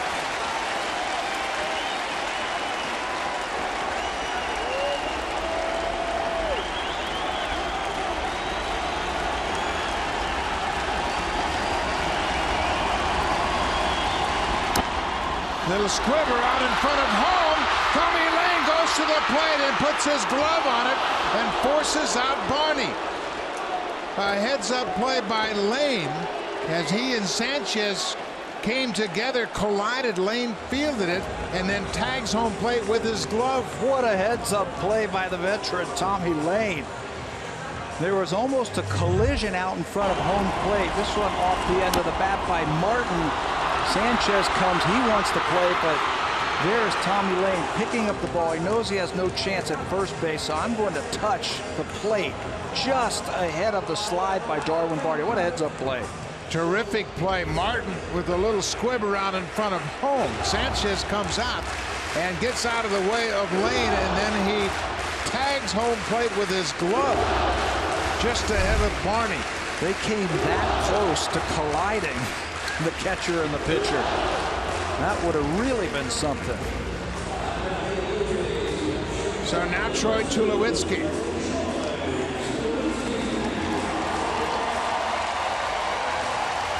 (7-5) Yankees lead, 2 runs in for the Blue Jays.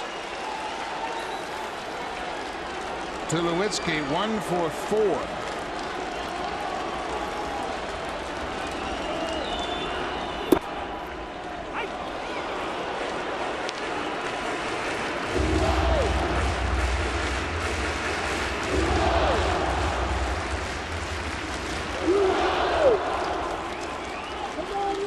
Tulowitzki has a base hit against Lane in his only at-bat.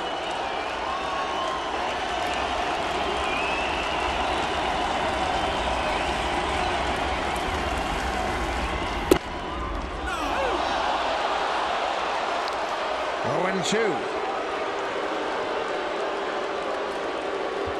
Got to reset quickly. Yeah, he's had a lot of hits to right field over the last week. If you're the runner at second base, big secondary lead. We've seen Gary Sanchez do this, go out there and talk to his pitcher in this situation and tell him what they want to do, and between them, they give a verbal sign. Just so the guy at second base doesn't steal anything, he'll go behind the plate and won't put down a sign. If you're Tulowitzki, you're just looking for the baseball. Pompey's at third. Siciliani is at second, the pinch runner. Martin's at first. 0-2 count. Tulowitzki hits a fly ball down the left field line. Gardner with a long run. He gets there, and that's the ball game. The Blue Jays rally, but it falls short in the ninth. They lose 7-5 as the Yankees scored 5 runs in the top of the ninth. Brett Gardner made a sliding catch in foul territory to end the ball game. This game reminds me of the game September 6th back at Yankee Stadium when the Blue Jays had the big comeback in the 9th inning and Justin Smoak drilled the ball to left field, and it was Brett Gardner who won the game with a great catch. He does it again here tonight with a sliding catch with 2 outs to save the game for the Yankees.